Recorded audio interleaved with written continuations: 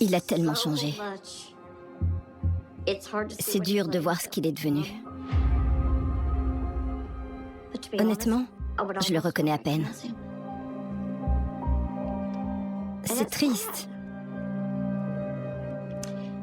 Parce qu'il a occupé une place importante dans ma vie. Quand je pense à lui maintenant, il n'y a plus que le néant. Je sais au fond de moi que je dois lui parler une dernière fois avant son exécution pour lui demander la vérité.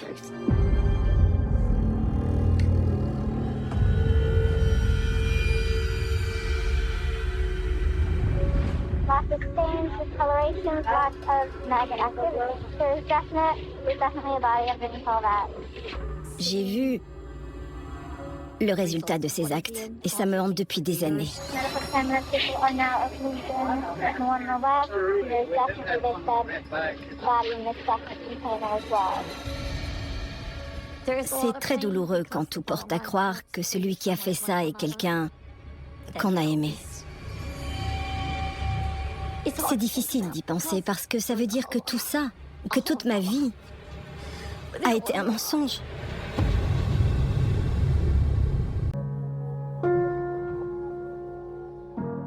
Howard et moi avons été élevés comme des cousins. La mère de Howard était mariée à mon oncle Sam Thomas. Donc Sam avait deux rôles.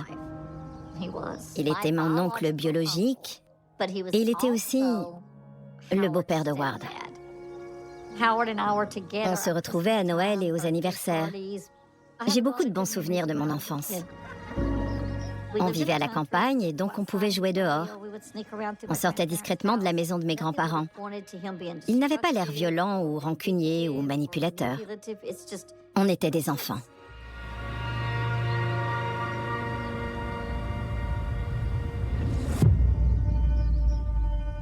On était assez proches à l'époque. Howard était au lycée quand sa mère et mon oncle ont divorcé.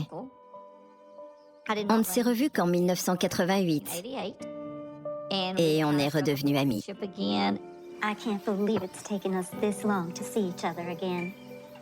qui m'attirait chez Howard, c'était sa personnalité. Il me faisait rire, c'était un homme séduisant. Il me paraissait franc, honnête et sincère. You look good. You do too. Je venais de divorcer, j'avais 2 enfants. Il était célibataire. Il élevait seul sa fille Kelly, qui avait le même âge que mon fils. Les choses se sont faites toutes seules. Je considérais Kelly comme ma propre fille et quelques années plus tard, je l'ai adoptée légalement. Quand j'ai épousé Howard, il s'entendait bien avec mes enfants. Notre relation était parfaite parce que c'était ce que je souhaitais. Je voulais un mari qui m'aimait, qui aimait aussi mes enfants et qui nous faisait passer en premier. J'avais enfin une famille soudée. Jusqu'au jour où ça a mal tourné.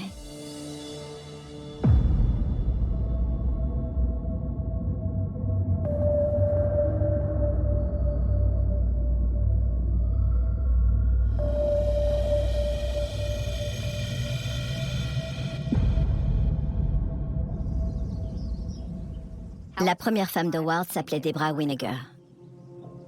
On m'a dit que c'était l'amour véritable entre eux, mais je n'ai jamais rencontré Debbie. Elle avait déjà disparu.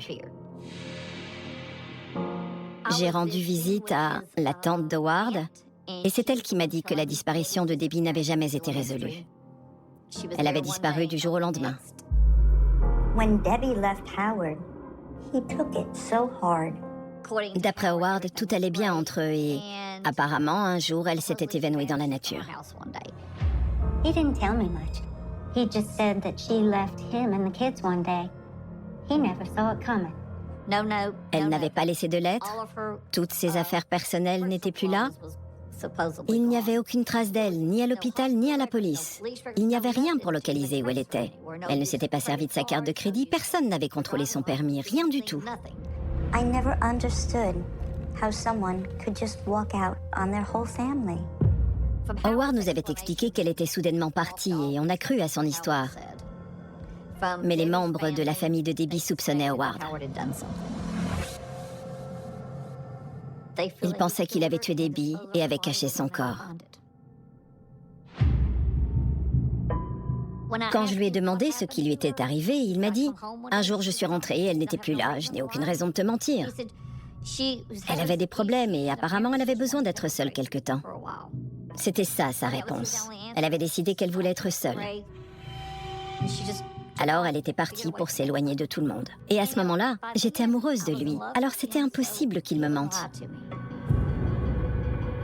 Aujourd'hui encore, sa famille pense toujours qu'elle a été assassinée et je suis sûre qu'il l'a tuée. Pourquoi? Je l'ignore.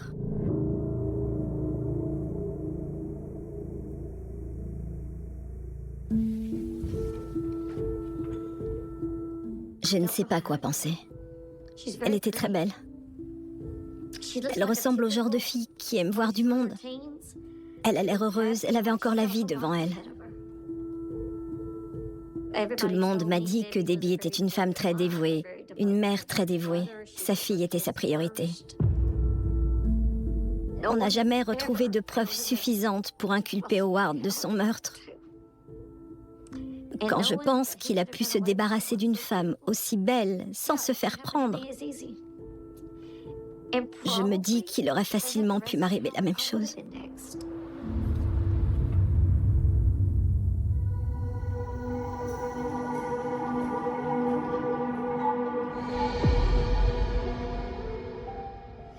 Quand je repense à certaines choses qu'il a faites, je réalise qu'il avait l'habitude de chercher tous les moyens de frauder. Un jour, Howard est venu me voir sur mon lieu de travail à l'heure du déjeuner. Il m'a demandé de l'accompagner dehors pour me montrer que ma camionnette était abîmée. D'après lui, sa fille avait voulu apprendre à conduire et elle avait pris mon véhicule. Elle était tombée dans un fossé et tout un côté avait été arraché. Yeah, she's fine. Il avait soi-disant parlé à Kelly de ce qui s'était passé et il affirmait qu'elle s'en voulait beaucoup d'avoir abîmé ma camionnette. Il voulait que je lui pardonne pour qu'elle arrête de s'en vouloir. Alors c'est ce que j'ai fait.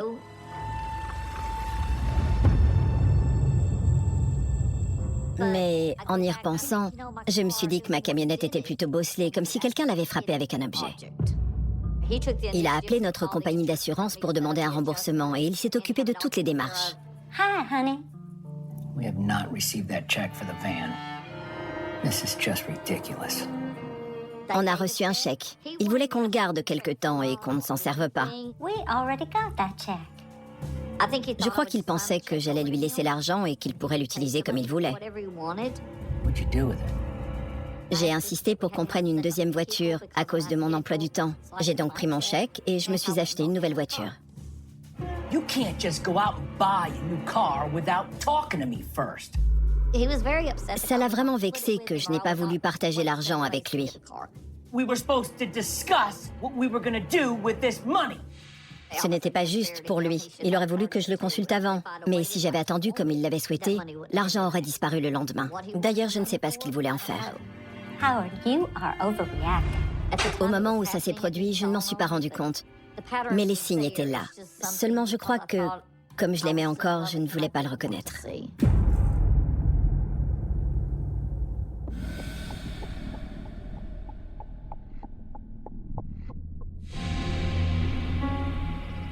On avait les moyens de faire construire notre propre maison. On l'a fait en famille. Tout le monde allait avoir ce qu'il voulait. Ça devait être notre maison pour toujours. You know what I was thinking? Mais parfois, on regardait un film dans le canapé et il me disait « Tu sais, on pourrait faire brûler la maison, rembourser une partie de nos dettes et il nous resterait assez d'argent pour en faire construire une autre. What are you talking about? Just think about all the money we'd get from the insurance. That's insane. » Je l'ai regardé en pensant qu'il racontait n'importe quoi. C'était notre foyer et aucune somme d'argent ne valait la peine d'y mettre le feu. This is our house. Our kids helped build this house. Je trouvais ça étrange qu'Howard m'en parle souvent, parce que ça ne lui ressemblait pas. Je pensais qu'il allait subvenir à nos besoins, prendre soin de nous et nous protéger. C'est là que j'ai commencé à me demander jusqu'où il serait prêt à aller pour obtenir de l'argent de l'assurance. Malgré tout, j'étais toujours amoureuse de cet homme et je n'ai pas eu le déclic. J'ai laissé couler parce que je ne pensais pas qu'il était suffisamment sérieux pour nous infliger ça.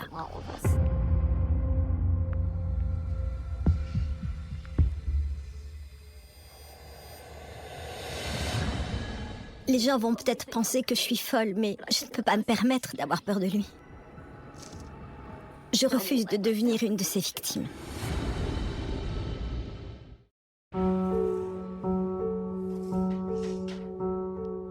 C'est une photo d'Howard qui s'amuse avec les filles. Il adorait se chamailler avec elles. C'était comme ça qu'il leur montrait son affection. Howard était un bon père avec les enfants quand ils étaient petits. Il était très attentionné avec eux. Il savait ce dont ils avaient besoin et ce qu'ils voulaient. Et s'il pouvait leur faire plaisir, il le faisait. Il avait l'habitude de revenir de voyage avec des surprises pour elles, qu'elles soient grandes ou petites. Mais cette photo me donne la chair de poule parce que je trouve ça perturbant de revoir comment c'était avant, maintenant que je sais ce qu'il a fait. Quand je vois cette photo aujourd'hui et que je repense à ce qu'il a fait en 2002,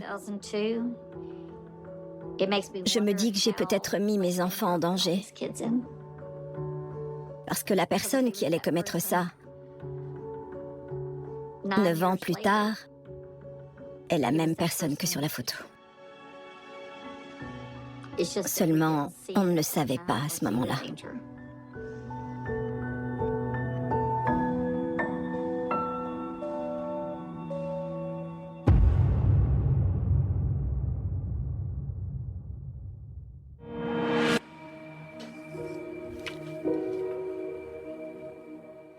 C'est difficile de revenir en arrière et de regarder ces photos. Pour être honnête, j'en ai détruit la plupart. À l'époque, il était très agréable et heureux, comme si tout allait pour le mieux. Je pensais qu'on resterait ensemble pour toujours. Quand je regarde cette photo, j'ai du mal à croire qu'il s'agit du même homme qui m'a avoué avoir tué plusieurs personnes. L'homme qui est sur ces photos est celui dont je suis tombée amoureuse. Je n'ai pas très envie de voir cet aspect de lui. Cet homme qui m'a fait croire qu'il était bon alors qu'il faisait semblant. Ces années ont été gâchées parce que pendant tout ce temps, je croyais être heureuse et vivre le bonheur. Puis tout a été chamboulé et ma vie est devenue un mensonge.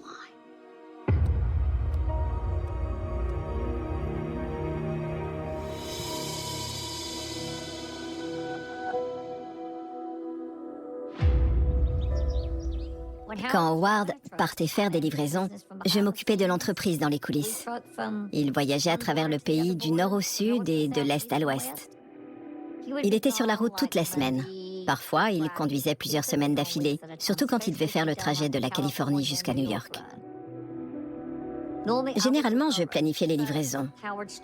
Mais Howard a commencé à vouloir changer notre façon de faire. Hey there. Hi, honey. Soudainement, il a voulu décider lui-même de la cargaison à transporter. Il disait que ce serait plus facile et plus rapide de cette façon. How was your trip? Everything go okay? Everything went great. I even picked up a little something for the kids. Mais je ne savais pas vraiment où il allait. Tout ce que je savais, c'est ce qu'il voulait bien me raconter. Sauf que quand je recevais les papiers, les adresses ne correspondaient pas avec ce qu'il m'avait dit. St. Louis. I thought you went from Texas to Florida this week. Quand j'apprenais qu'il n'était pas allé là où il était censé aller, j'avais un drôle de pressentiment. Il y avait quelque chose d'étrange à propos de lui et de son histoire. Il me cachait des choses. Mais il trouvait toujours des excuses. Finished up the job a day early. I figured I'd take a ride to St. Louis. Peu importe ce que je lui demandais et comment, il avait une réponse logique toute prête. Peut-être qu'il se servait de son emploi de routier pour mener une double vie. Il avait une famille ici et il menait une autre vie dans son camion.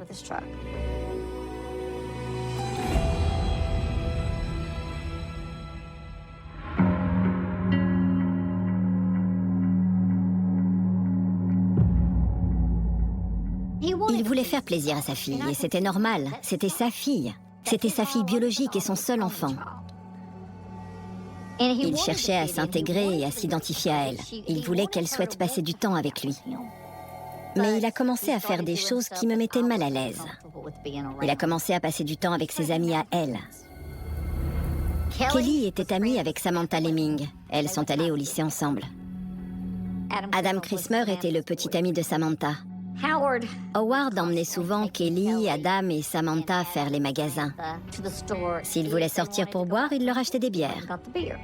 À 46 ans, il en faisait toujours plus pour essayer de redevenir un adolescent. Et il se comportait comme tel.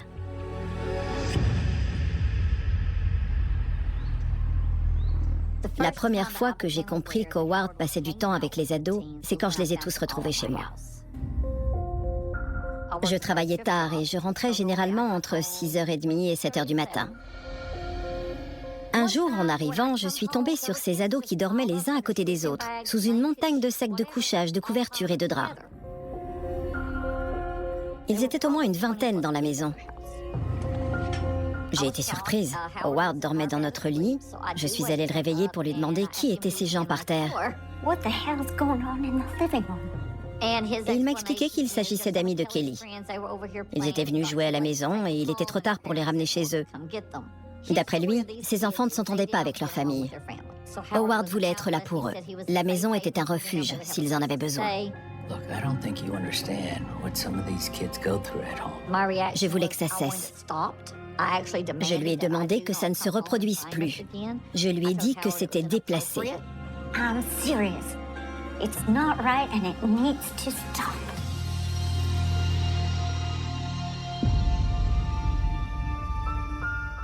Mais à plusieurs reprises, je suis rentrée tard le soir.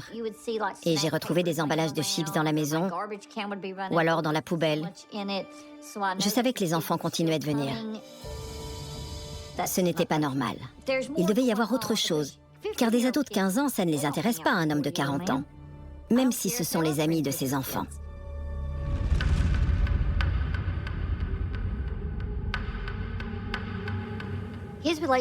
Sa relation avec les ados a évolué rapidement. J'ai fini par perdre mon sang-froid au réveillon du jour de l'an. Howard était introuvable. Sa fille était introuvable. Quand il est rentré le lendemain, je lui ai demandé où il était passé. Il a répondu que sa fille avait voulu passer la soirée avec ses amis, alors il l'avait accompagnée. Quand il a su qu'ils avaient loué une chambre dans un motel, il les a déposés là-bas. Ils avaient tous bu et il a décidé de rester avec eux toute la nuit parce qu'il avait bu aussi.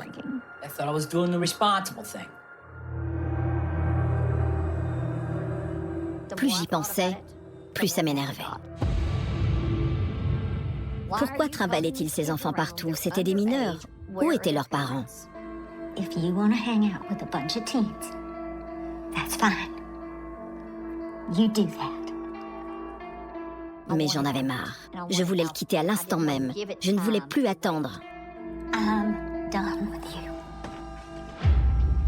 Howard et moi, on avait passé un accord. Si on devait se séparer, je ne chercherais pas à garder Kelly. Donc dès que j'ai su, j'ai pris mes enfants et on est parti. Je suis passée à autre chose. C'était un homme d'une quarantaine d'années qui s'amusait avec les enfants d'autres personnes. S'il les faisait passer avant sa famille, alors je n'avais pas besoin de lui, parce qu'il ne faisait pas passer en priorité les bonnes personnes. On est restés amis parce que je n'étais pas en colère. Je ne le détestais pas, mais je voulais faire ma vie sans lui.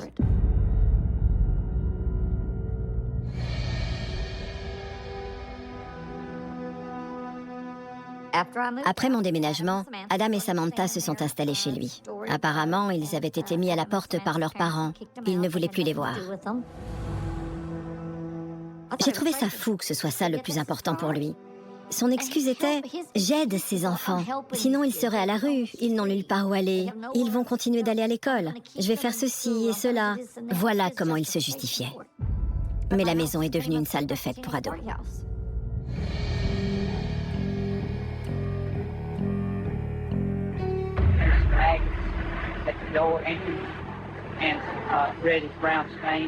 Je suis contente de l'avoir quitté à ce moment-là. On aurait pu être ses prochaines victimes.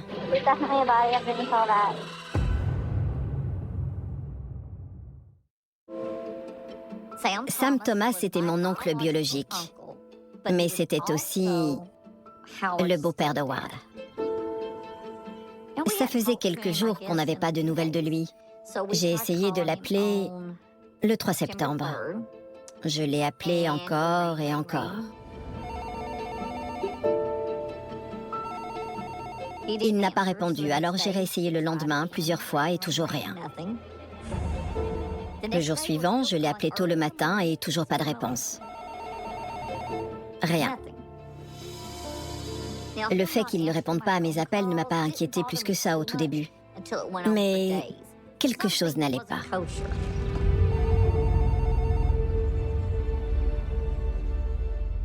Howard savait qu'on cherchait Sam. Hello, Howard. Hey, Wilda. Have you talked to Sam lately? Il s'était rendu chez Sam et tout allait bien. Yeah, I saw him a couple days ago. Everything seemed fine. Il m'a dit ensuite, je crois que Sam est parti en voyage. Il m'a parlé de son camping-car. You know, I remember him saying something about buying a camper. He did? Yeah. Ne t'inquiète pas pour lui, il va bien. Il a essayé de me rassurer. En fait, Howard inventait des raisons dans le but de nous empêcher d'aller voir Sam. Sam can take care of himself. He's gonna be just fine. Okay. Mais partir aussi soudainement, sans prévenir personne avant de s'en aller, ce n'était pas son genre.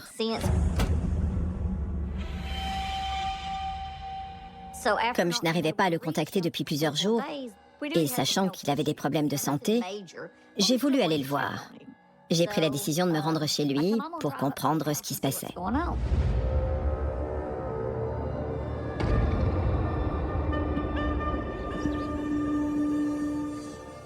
Tout était en ordre dans la maison, il n'y avait aucun signe de lutte ou autre.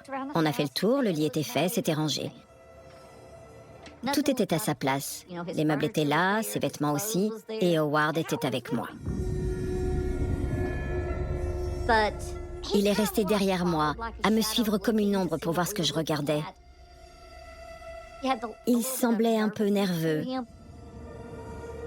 Il voulait qu'on se dépêche. C'est bon, il n'y a rien, on y va. À peine arrivé, il voulait qu'on parte. Sur le moment, ses actions ne m'ont pas paru suspectes parce qu'il faisait comme s'il était venu pour aider. Mais en y repensant, j'ai compris qu'il voulait s'assurer qu'on ne trouve rien. Il surveillait ce qu'on faisait. Sam gardait toujours ses médicaments près de lui. Donc même s'il ne devait partir qu'une journée, il les aurait pris avec lui.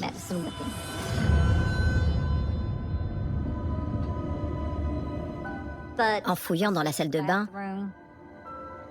j'ai remarqué que ses comprimés étaient restés dans le placard. J'ai trouvé ça bizarre et j'ai gardé cette information en tête. C'était une preuve que quelque chose n'allait pas. Ma mère et mon oncle sont allés voir la police une première fois pour déclarer sa disparition. Et le bureau du shérif leur a répondu « Il a 73 ans, il peut aller où il veut ». Malgré ce qu'on savait, ils ne voulaient pas prendre au sérieux la disparition de mon oncle.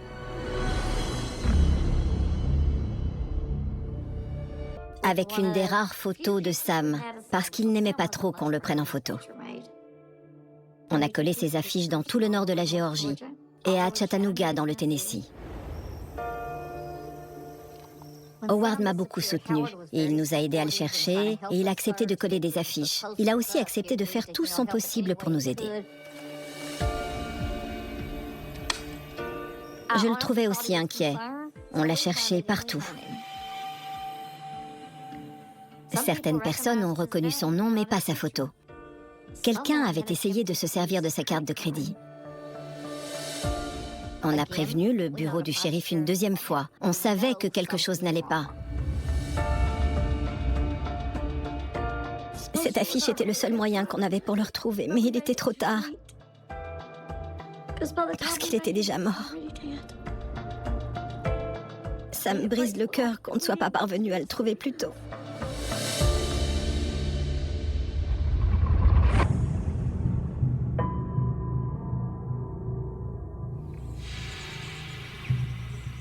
On a réussi à avoir ces relevés de compte qui nous ont montré l'endroit où ces cartes avaient été utilisées. Et j'ai été leur demander de me montrer leur vidéosurveillance. J'ai reconnu Howard et les adolescents. Ils avaient pris les cartes. J'ai été surprise de voir que c'était Howard qui les avait volées. Have you been using my uncle's credit cards? What? Don't lie to me. Howard a prétendu que Sam lui avait donné ses cartes parce que Howard lui avait donné de l'argent liquide. It's complicated.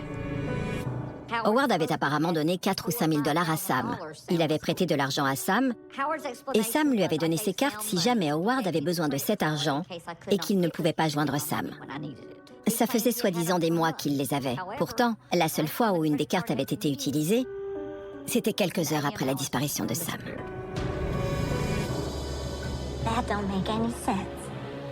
Ça m'a mise en alerte. Je lui ai demandé « Qu'est-ce que tu sais? Où est Sam ?» Il m'a redonné la même explication. Sam était en voyage. Look, I'm done talking to you. I think you should go now.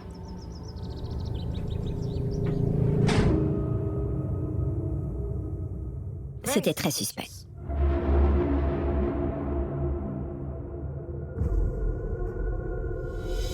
Okay, this is the entrance. Locker number 47. Approaching the locker. This is the raw video. Nothing has been removed. On m'a appelé pour me dire qu'Howard avait été arrêté et que je devais me rendre au poste. On m'a informé que je devais aller au poste de police de Johnson City avant de faire quoi que ce soit.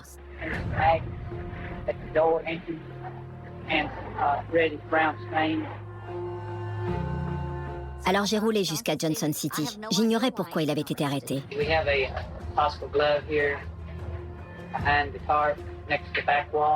Un agent m'a dit « Oh, vous savez, on a trouvé les corps. » Attendez, vous avez retrouvé le corps de mon oncle? Non, on a trouvé plusieurs corps, on ne sait pas s'il en fait partie. Ils étaient dans un garde-meuble qui appartenait à Betty, la mère d'Howard.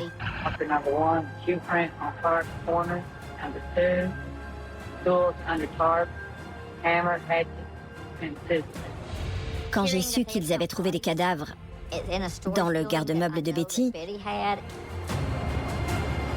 ça m'a rendu malade.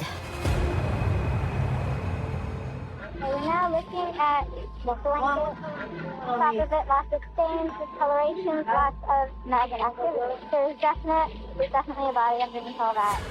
Apparemment, quand ils ont ouvert la porte, ils ont été suffoqués par l'odeur à l'intérieur. Ils ont entrouvert quelques boîtes et ils ont tout de suite su qu'il y avait des membres humains dedans.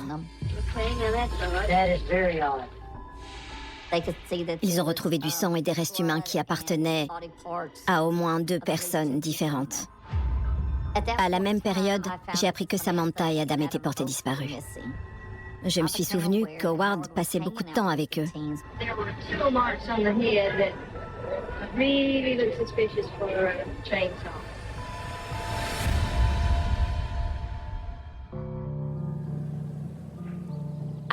J'ai parlé avec un autre agent qui m'a demandé de les aider. Je devais porter un micro et me rendre chez Betty Willis, la mère d'Howard. Je voulais aller voir Howard en prison, alors j'ai accepté de porter le micro à condition qu'on me laisse lui parler après. Un agent de la DEA est venu installer le micro sur moi et il m'a dit « À 17h55, demandez-lui d'allumer la télé. » S'ils entendaient quelque chose de particulier, ils entreraient. Ils avaient posté des agents tout autour de la maison.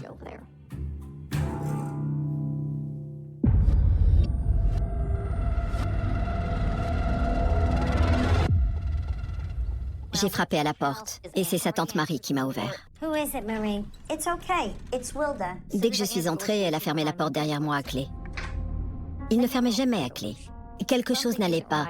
C'était un comportement étrange pour des personnes qui ne fermaient jamais à clé d'habitude. Elles étaient toutes les deux nerveuses et agitées. Elles me répétaient la même chose. « Tu dois aller voir Howard, tu dois aider Howard. Tu es la seule personne qui puisse faire quelque chose. » J'ai suggéré qu'on regarde les informations ensemble pour voir ce qui s'était passé. Dès que ça a commencé, ils ont montré le garde-meuble, entouré du ruban de sécurité de la police. Ils ont parlé des corps des 2 adolescents qui avaient été retrouvés. Marie et Betty ont tout de suite dit « Ils ont trouvé les corps des gamins. » Oh my God. J'ai demandé « De quoi vous parlez ?» Elles ont répondu « Ils ont trouvé les corps d'Adam et Samantha. » Et Betty a dit « Ils les ont trouvés dans mon garde-meuble. » Et là, j'ai fait un lien dans ma tête. J'étais stressée. J'essayais de ne rien montrer parce que j'ignorais qui d'autre était impliqué et qui avait fait quoi. Plus elle parlait et se comportait comme si elle savait quelque chose, plus j'avais envie de partir. Alors j'ai dit « Je dois y aller si je veux rendre visite à Howard en prison. » Et là, il m'est arrivé la chose la plus effrayante de ma vie. Marie et Betty se sont levées brusquement. Betty était devant moi et Marie à côté. Et elles ont crié « Attends, tu ne peux pas partir ». Je savais que Betty avait une arme à feu et pas qu'une. Quand Betty est sortie de la pièce, j'étais convaincue qu'elle allait chercher son arme, donc oui, j'ai paniqué. Je pensais qu'elles allaient me tuer. C'était fini. Je me suis rapprochée de la porte, qui était à quelques pas de moi. Mais elle était fermée. J'étais dos à la porte et j'essayais de la déverrouiller d'une main. Et je n'y arrivais pas. La police m'avait assuré qu'il viendrait, mais je suis restée devant la porte. J'ai appris plus tard qu'ils s'étaient préparés à enfoncer la porte. Mais quand ils avaient compris que j'essayais de l'ouvrir, ils avaient attendu.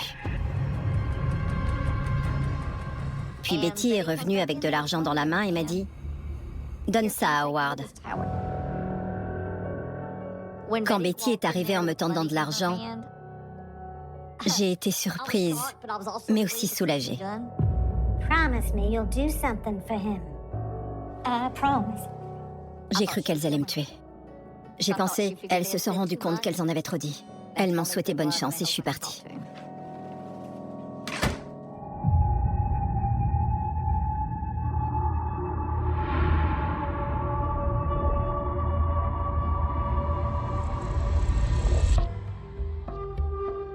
Je savais qu'il avait les réponses. Et je savais que je pouvais les obtenir parce qu'il était désespéré. Ses premiers mots ont été « Tu arrives trop tard ».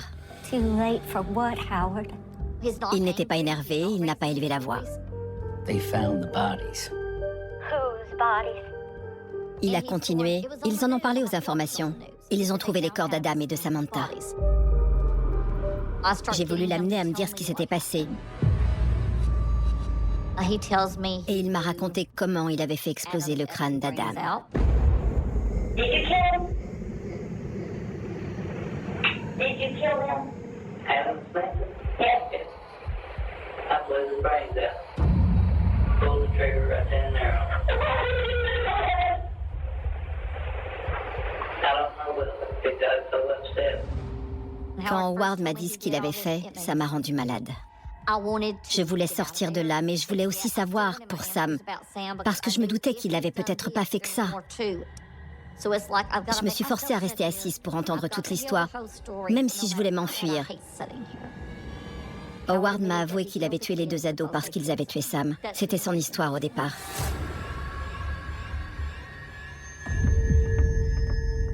D'après Howard, Adam et Samantha étaient allés cambrioler la maison de Sam. Quand ils sont revenus, Adam était drogué et il se vantait d'avoir tué le pauvre homme, puis de l'avoir démembré. Howard a alors pris un pistolet et a tiré sur Adam. Il s'est ensuite tourné vers Samantha et il l'a tuée aussi. So you shot Sam. Right there, Betty.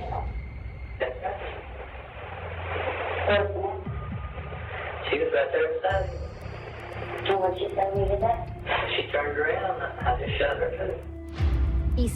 Il a démembré Adam parce qu'Adam lui a dit qu'il avait coupé la tête et les mains de Sam. Donc, il a coupé la tête et les bras d'Adam. Which one did you cut? Adam, What did you cut? his head and hands. Both hands? Yeah. C'était comme si on avait une conversation banale, comme s'il me racontait qu'il avait été à un match de foot. What did you do? Where's your rest at? In the storage shed to get into right now. Where's your rest?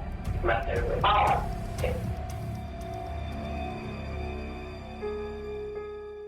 Je lui ai quand même demandé s'il avait tué Sam, et il m'a répondu que non. C'était les deux jeunes qui avaient tué Sam. Mais sa façon de le dire et les mots qu'il a employés me font penser que c'était lui l'assassin. Son comportement et sa façon de parler, tout ça indiquait selon moi qu'il avait non seulement tué les deux ados, mais aussi mon oncle et Debbie. Holly, l'inspecteur en charge de l'enquête, est venu me remercier d'avoir fait tout le travail pour lui. Je lui ai répondu, si vous me donnez un pistolet, je m'occuperai du reste. C'est tout ce que j'ai pu répondre. Étais-je capable de tuer Howard? Non, mais c'était la seule réponse que j'avais. I blew his brains out.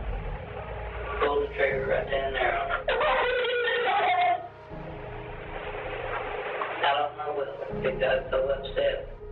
J'ai l'impression d'être revenue en arrière au moment où il m'a tout raconté. Ce qu'il a fait me paraît toujours irréel et je ne peux rien y changer. Une des questions que je me pose souvent, et c'est pas étonnant, c'est pourquoi Howard a-t-il choisi de tout me raconter à moi? Honnêtement, je pense qu'il croyait que j'allais l'aider. Peu importe le nombre de fois où j'ai entendu son histoire, les mots qui résonnent à chaque fois sont « je leur ai fait exploser la cervelle ». Il m'a donné beaucoup de détails, mais cette phrase, je m'en souviendrai jusqu'à la fin de mes jours.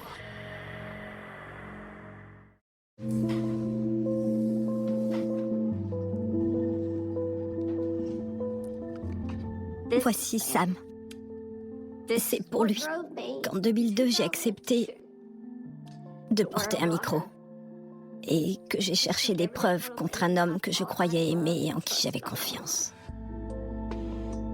Il adorait sa famille. Il aurait fait n'importe quoi pour nous tous. Il aimait ses petits-enfants. Mais il n'a pas pu les voir grandir. C'est quelque chose que personne ne pourra remplacer. Et dans la vie, on ne peut pas revenir en arrière. Nous avons tous accroché cette photo chez nous. Comme ça, quand on le voit,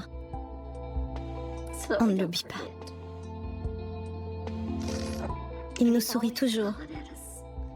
C'est une photo joyeuse. On t'aime, Sam. On ne t'a jamais oublié. Je suis désolée.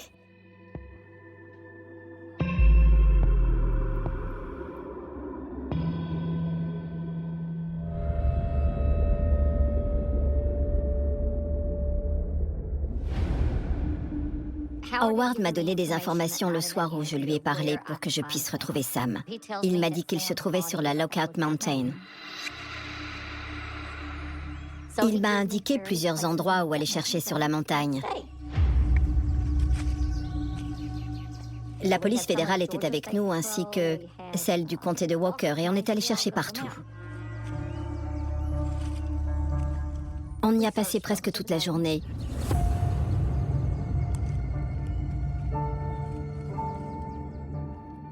Et quelqu'un l'a trouvé.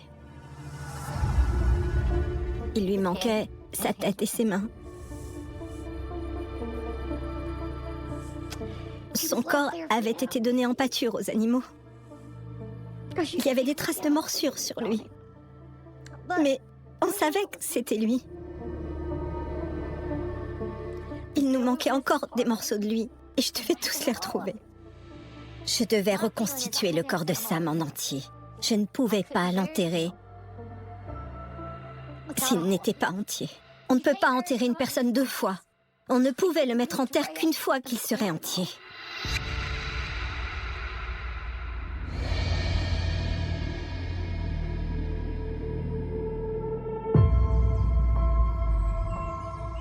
Je suis retournée parler à Howard pour savoir où était le reste. J'ai insisté encore et encore. Finalement, il m'a dit « Rapporte-moi des photos et je te dirai où est sa tête ».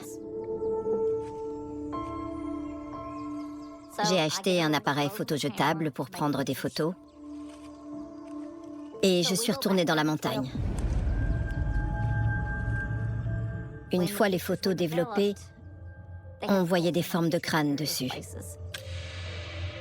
En regardant mes photos, on voit les crânes. Mais si on retourne voir les pierres et les paysages que j'ai pris en photo, il n'y a pas de crâne. Je pense que c'est mon oncle qui m'a envoyé des indices pour que je le retrouve.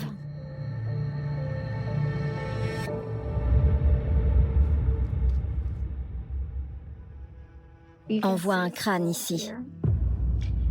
Et là, ça ressemble à un visage dans le creux du rocher. On voit deux yeux et un nez. On voit bien que ce gros rocher a un visage. Si quelqu'un avait été à côté de moi ce jour-là, il aurait seulement vu un rocher. C'est ce que je voyais aussi. Mais sur les photos, après les avoir fait développer, on pouvait apercevoir des crânes dessus.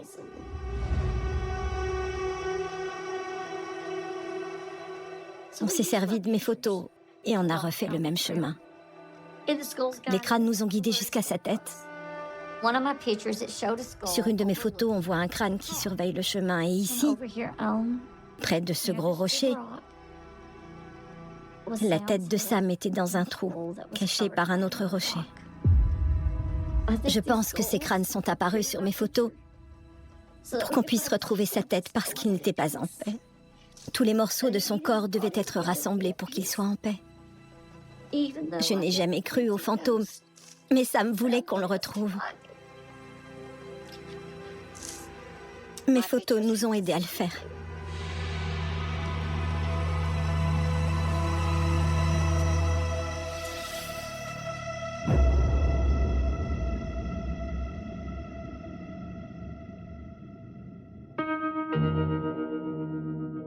Le verdict est tombé encore plus tôt que je ne l'espérais. Il a été condamné pour homicide volontaire avec préméditation dans les 2 affaires. Et il a écopé de la peine de mort. En ce qui concerne sa condamnation et ce que j'en pense, j'étais d'accord parce qu'il a tué ces 2 ados. Mais toute ma vie, j'ai été contre la peine de mort. Donc j'étais tiraillée entre les 2. Je pense qu'il le mérite. Mais je suis contre la peine de mort. Alors j'ai beaucoup de mal à accepter le fait d'avoir été un témoin clé dans cette affaire. C'est toujours quelque chose qui me perturbe et je ne sais pas comment je vais réagir quand ça se produira.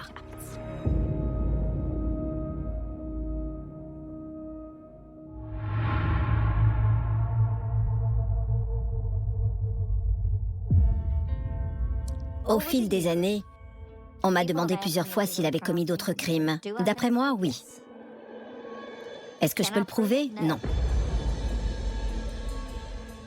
Selon le procureur, il a déjà été condamné pour 2 meurtres. Pourquoi le condamner à nouveau? Ce serait gâcher de l'argent. Mais personne n'a jamais été inculpé pour le meurtre de mon oncle Sam. Et aujourd'hui, on n'a toujours pas les réponses. C'est ça le plus dur, devoir accepter qu'il ne lui sera jamais rendu justice.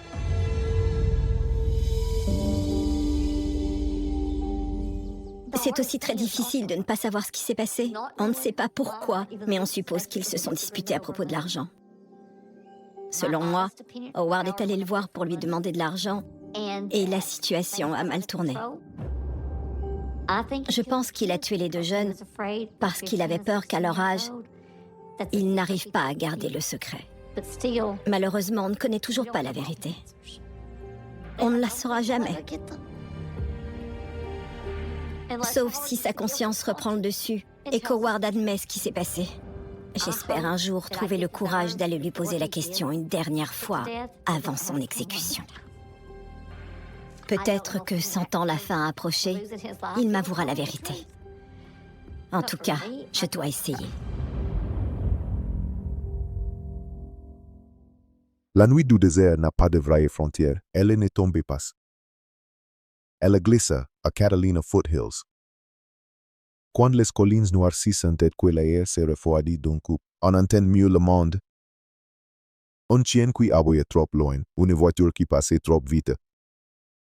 Un portail qui claque, puis plus rien. Dans ces quartiers comme au nord de Tucson, les maisons semblent protégées par le silence lui-même.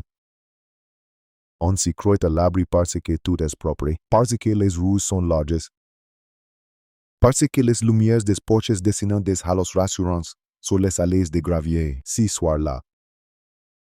Nancy Guthrie rentre chez elle comme elle l'a fait 1000 fois. Elle a 84 ans. Elle connaît le chemin parcouru, la légère pente avant son allée. La sensation de la clé dans la serrure, le petit geste automatique pour allumer une lampe plutôt qu'une autre. Rien n'annonce une rupture, rien ne crie au danger. Et c'est précisément pour que l'histoire s'accroche à la gorge, parce qu'elle commence dans le normal.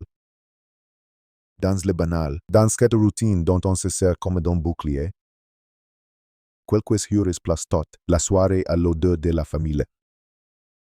Un repas simple, des rires autour d'une table. Peut-être un jeu, peut-être des discussions sans importance. Celles qu'on oublie dès le lendemain, Nancy a passé du temps avec ses proches. C'était une de ces veillées où l'on se dit qu'on se reverra bientôt, où l'on ne prononce pas les adieux comme s'ils pouvaient être définitifs. Puis quelqu'un la reconduit, la voiture s'éloigne. Les phares balayant les murs une dernière fois, la maison reprend sa respiration. La porte se referme, et le désert, the horrors, recommence à écouter. Dans l'obscurité, une caméra de sonnette veille à sa manière. Avec cette patience mécanique qui enregistre sans comprendre, si n'est pas un regard humain. Pas une vigilance, pas une intuition. C'est juste un will foi qui garde des images parfois trop tard, parfois pas assez. Cette caméra, cette nuit-là, capte quelque chose qui ne devrait pas être là, une silhouette masquée. Et dans le geste une intention qui n'a rien d'errant, la figure ne vient pas pour demander son chemin. Elle ne vient pas par hasard, elle vient avec méthode. On la voit s'approcher, puis faire si quand on voit effacer son passage. Tente de neutraliser le regard des branches, des feuilles, quelque chose place devant l'objectif pour le gêner, pour le rendre aveugle, si n'est pas un réflexe. C'est une manœuvre, et quand on comprend que on ressent une bascule intime à partir de cet instant. La maison n'est plus une maison, c'est une scène. La nuit n'est plus une nuit, c'est un terrain d'opération. Le matin du 1 février, si n'est pas l'image d'une effraction qui alerte, ni une alarme qui hurle, c'est une absence. Nancy ne se présente pas comme prévu, elle manque à un rendez-vous qui, chez elle, n'est pas optionnel. Il y a des habitudes qui servent de repères, on appelle une présence, une routine dominicale. Quand elle se brissante, la famille le sent avant même de le comprendre. D'abord, on rationalise. On se dit qu'elle a dormi, qu'elle n'a pas entendu, qu'elle a oublié, puis, très vite, on second detail s'y met à pisa. Nancy ne répond pas, et dans une famille. Le silence a un son particulier, il ne ressemble pas à elle est occupée. Il ressemble à quelque chose empêché, alors on se déplace. On roule avec une inquiétude qui grandit à chaque feu rouge, à chaque minute perdue. On arrive devant la maison, tout semble à sa place. Trop à sa place, justement. Pas de fenêtre bientée, pas de porte arrachée. Mais si qui frappe, c'est l'impression que la maison ne répond plus. Comme si l'intérieur s'était refermé sur lui-même, à partir de là. Les gestes deviennent rapides, les décisions s'y succèdent sans cérémonie. Appeleur, verifier. Demandeur de l'aide, les forces de l'ordre entrant dans l'histoire. Et l'histoire, soudain, prend une autre texture. Elle cesse d'être une inquiétude familiale pour devenir un dossier. On relevé, on photographie. On cherche des traces qui ne mentent pas, être stout. L'enquête ne parle plus de simple disparition, elle parle de contrainte. On évoque la possibilité que Nancy ait été menée contre sa volonté. Il y a des éléments qui rendent cette hypothèse difficile à avaler. Parce qu'elle viole une idée tenace, qu'on n'arrive pas ici. Pourtant, à mesure que les informations filtrent, la douceur de ces quartiers commence à paraître comme un décor trompeur. On apprend qu'il y aurait eu du sang. Des indices suffisamment sérieux pour que les autorités considèrent la piste d'un enlèvement. La disparition n'est plus un mystère romantique, ni une fugue impossible. Elle devient un acte. Et dans ce genre d'affaires, il existe une seconde disparition. Plus lente, plus sour noise. Celle de la vie normale des gens autour, les voisins voyant débarquer des véhicules, des équipes, des caméras. La rue change de visage en quelques jours, les passants ralentissent. Les gens pointent du doigt, en chuchote au bord des clôtures. Puis l'onde médiatique arrive, et elle ne repart pas. Parce que Nancy Guthrie n'est pas une inconnue pour l'Amérique, elle est la mère de Savannah Guthrie. Visage familier de la télévision nationale, dès que le nom circule. L'affaire sort de l'échelle locale, le quartier devient un point sur la carte d'un pays entier. La maison devient un symbole, et à partir de là, tout se dédouble, il y a l'enquête réelle. Celle qui se fait au téléphone, sur le terrain, dans les laboratoires, Est-il y a l'enquête parallèle, celle qui se fabrique sur les écrans? Dans les fils de discussion, dans les livres improvises, dans les théories qui poussent comme des mauvaises herbes, les pires. C'est que cette seconde enquête a l'air utile. Elle se présente comme une énergie collective. Une solidarité, on veut aider. On veut trouver, et parfois, dans certaines affaires, la pression publique fait remonter un témoin. Parfois, mais dans celle-ci, très vite, la pression se transforme en poison. Les lignes d'assistance recueillent des informations, oui, mais aussi des fantasmes. Des accusations circulantes, des noms apparaissant, puis deviennent viraux, puis se transforment en verdicts populaires. Un homme fait l'expérience de la manière la plus brutale. Il s'appelle Dominic Evans. Instituteur, musicien. Les par une simple proximité sociale à la famille, un lien assez banal pour ne rien signifier. Jusqu'au jour où il suffit à le désigner comme coupable aux yeux d'inconnus. Si n'est pas la police qui le pointe, si ne sont pas des preuves, si sont des suppositions. On connaît quelqu'un qui connaît quelqu'un, une logique de chaîne qui s'enflamme. Sur Internet, la nuance n'existe pas. Il n'y a que des flèches, et dans la vraie vie, ces flèches deviennent des messages, des menaces, des regards qui s'attardent, une sensation de danger permanent. Le drame s'étend comme une tâche. Il ne touche plus seulement la disparue. Elle commence à toucher ceux qui gravitent autour, ceux qui n'ont rien fait. Ceux qui se retrouvent pris dans un récit qu'ils n'ont pas choisi, les autorités finissent par le dire clairement. Ni Dominic Evans, ni les membres de la famille ne sont considérés comme suspects. Si rappel, important. Ne suffit pas à arrêter la machine, parce qu'une rumeur, une fois lancée, ne cherche pas la vérité.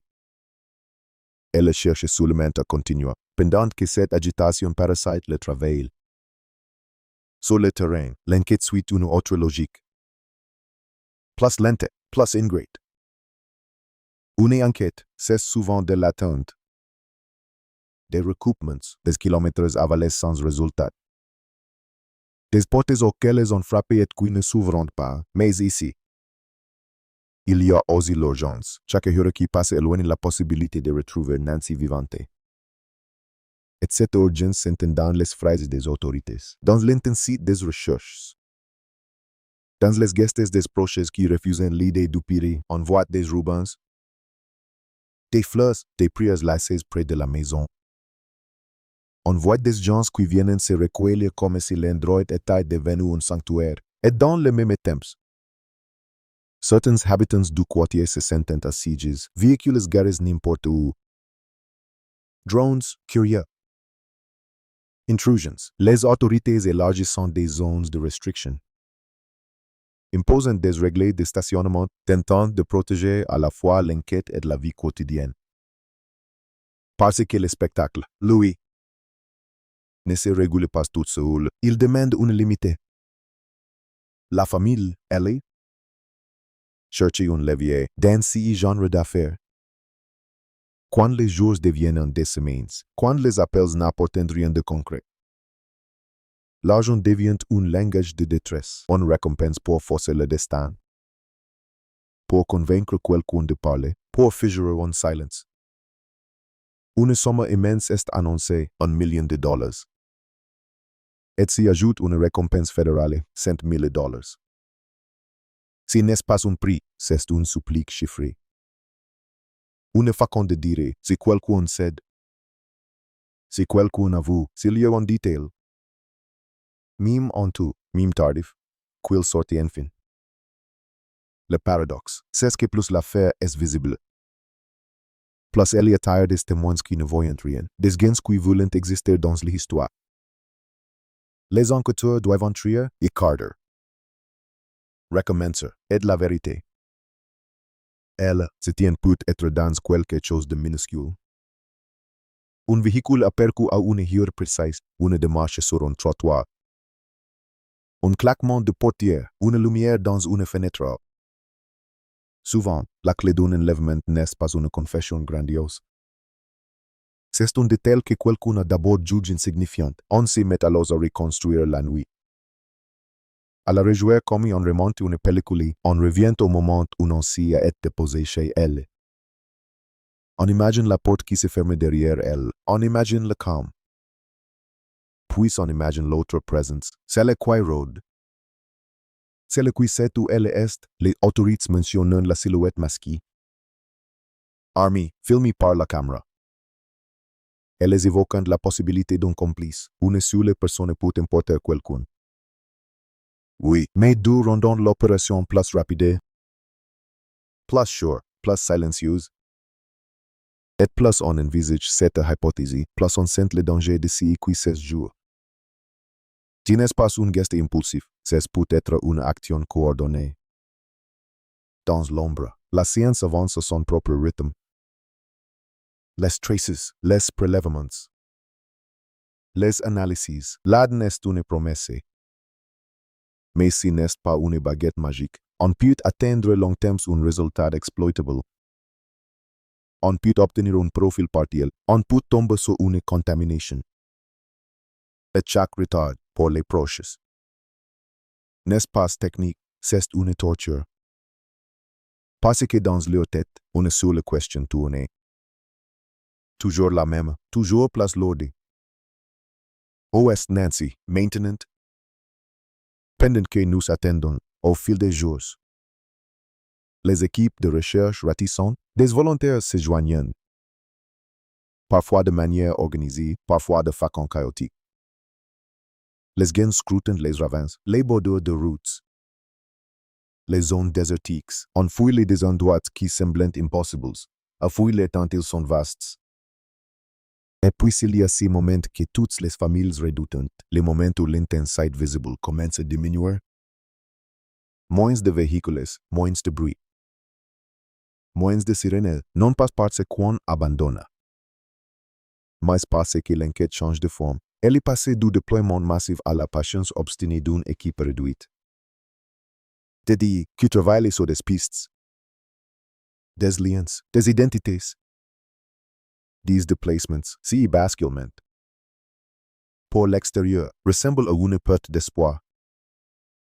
Pour l'intérieur, c'est souvent le vrai travail qui commence. Mais dans une affaire médiatisée, ces basculements nourrissent aussi les fantasmes. Ils n'ont plus de pistes, ils cachent quelque chose. On ne nous dit pas tout, et de nouveau.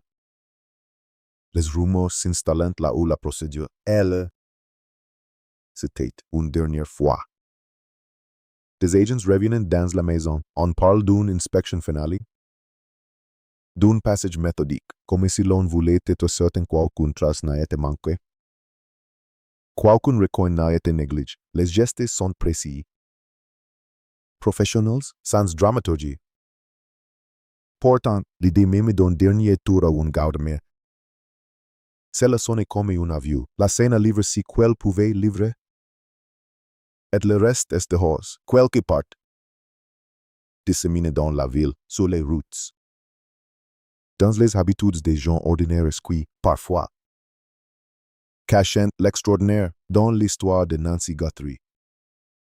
Ce qui frappe, c'est l'écart entre la violence supposée de l'acte et la tranquillité de son décor. Il n'y a pas, au départ, de grand chaos, il y a un quartier paisible et une femme âgée qui rentre chez elle. Et pourtant, dans la nuit, quelqu'un approche, masque son visage. Tente d'aveugler une caméra, et Nancy disparaît. Quand un adulte disparaît, on se débat toujours avec une idée insupportable. L'autonomie. Les gens veulent croire qu'il est parti de lui-même. Mais ici, tout semble dire l'inverse. Ici, tout semble pousser vers la contrainte. Et cela change tout. Ce n'est pas une personne qui se perd. C'est une personne qu'on prend. Ce n'est pas un accident. C'est une volonté, si qui commence alors. C'est une bataille contre deux ennemis. Le premier est tangible. Celui qui a fait cas, celui qui sait d'où elle est. Le second est abstrait, mais tout aussi destructeur. Le temps, chaque jour ajoute une couche de silence. Chaque jour permet aux traces de s'effacer, aux souvenirs de se confondre, aux témoins de doute, et pendant que l'enquête lutte contre ces deux forces. Une troisième s'infiltre, la foule numérique. Celle qui accuse sans preuve, qui se nourrit de l'angoisse et la transforme en spectacle. Dans ce chaos, la famille tente de rester droite. De tenir un récit simple, ramène là. Pas de vengeance, pas de théâtre. Juste un appel. Et cet appel, dans un pays saturé d'histoires, a quelque chose de déchirant parce qu'il est depuis. Il ne demande pas qu'on comprenne, il demande qu'on aide. Et pourtant, même la aide a un prix. Dominic Evans, le homie injustement design, en déviant la preuve vivante dans certaines affaires. L'émotion publique ne se contente pas d'exiger une solution, elle est exigeante coupable. Peu importe lequel, quelqu'un peut apaiser la peur. Quelqu'un a sacrifié pour que le récit paraisse complet. Et c'est là que l'affaire devient transformatrice. Au sens le plus sombre, elle ne raconte pas seulement un enlèvement présumé. Elle raconte ici que nous devenons quand nous regardons une disparition comme un divertissement, la nuit de Catalina Foothills. Elle n'explique rien.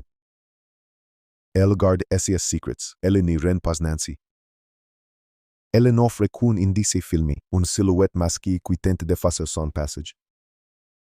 Un geste simple, presque banal. Et pourtant terrifiant, cacher la caméra. Comme ici, dès le départ. Celui qui s'approchait savait exactement ce qu'il faisait, comme s'il avait compris la règle moderne la plus importante. On peut commettre un crime dans le noir, mais on ne peut plus le commettre sans images. Sauf si l'on éteint l'œil avant qu'il ne voie, et ce peut être cas. Le détail qui demeure, les détails qui collent au cerveau quand on essaie de se représenter cette nuit. Si n'est pas une porte forcée qu'on imagine, si n'est pas un cri qu'on entend. C'est une main qui s'élève calmement, place des branches devant une caméra, et transforme une maison en point aveugle à partir de ce moment. Tout le monde, les proches, les voisins, les enquêteurs, le pays qui regarde avance dans le même couloir. Que lui ou l'on sait qu'il se passe quelque chose de volontaire, de préparé.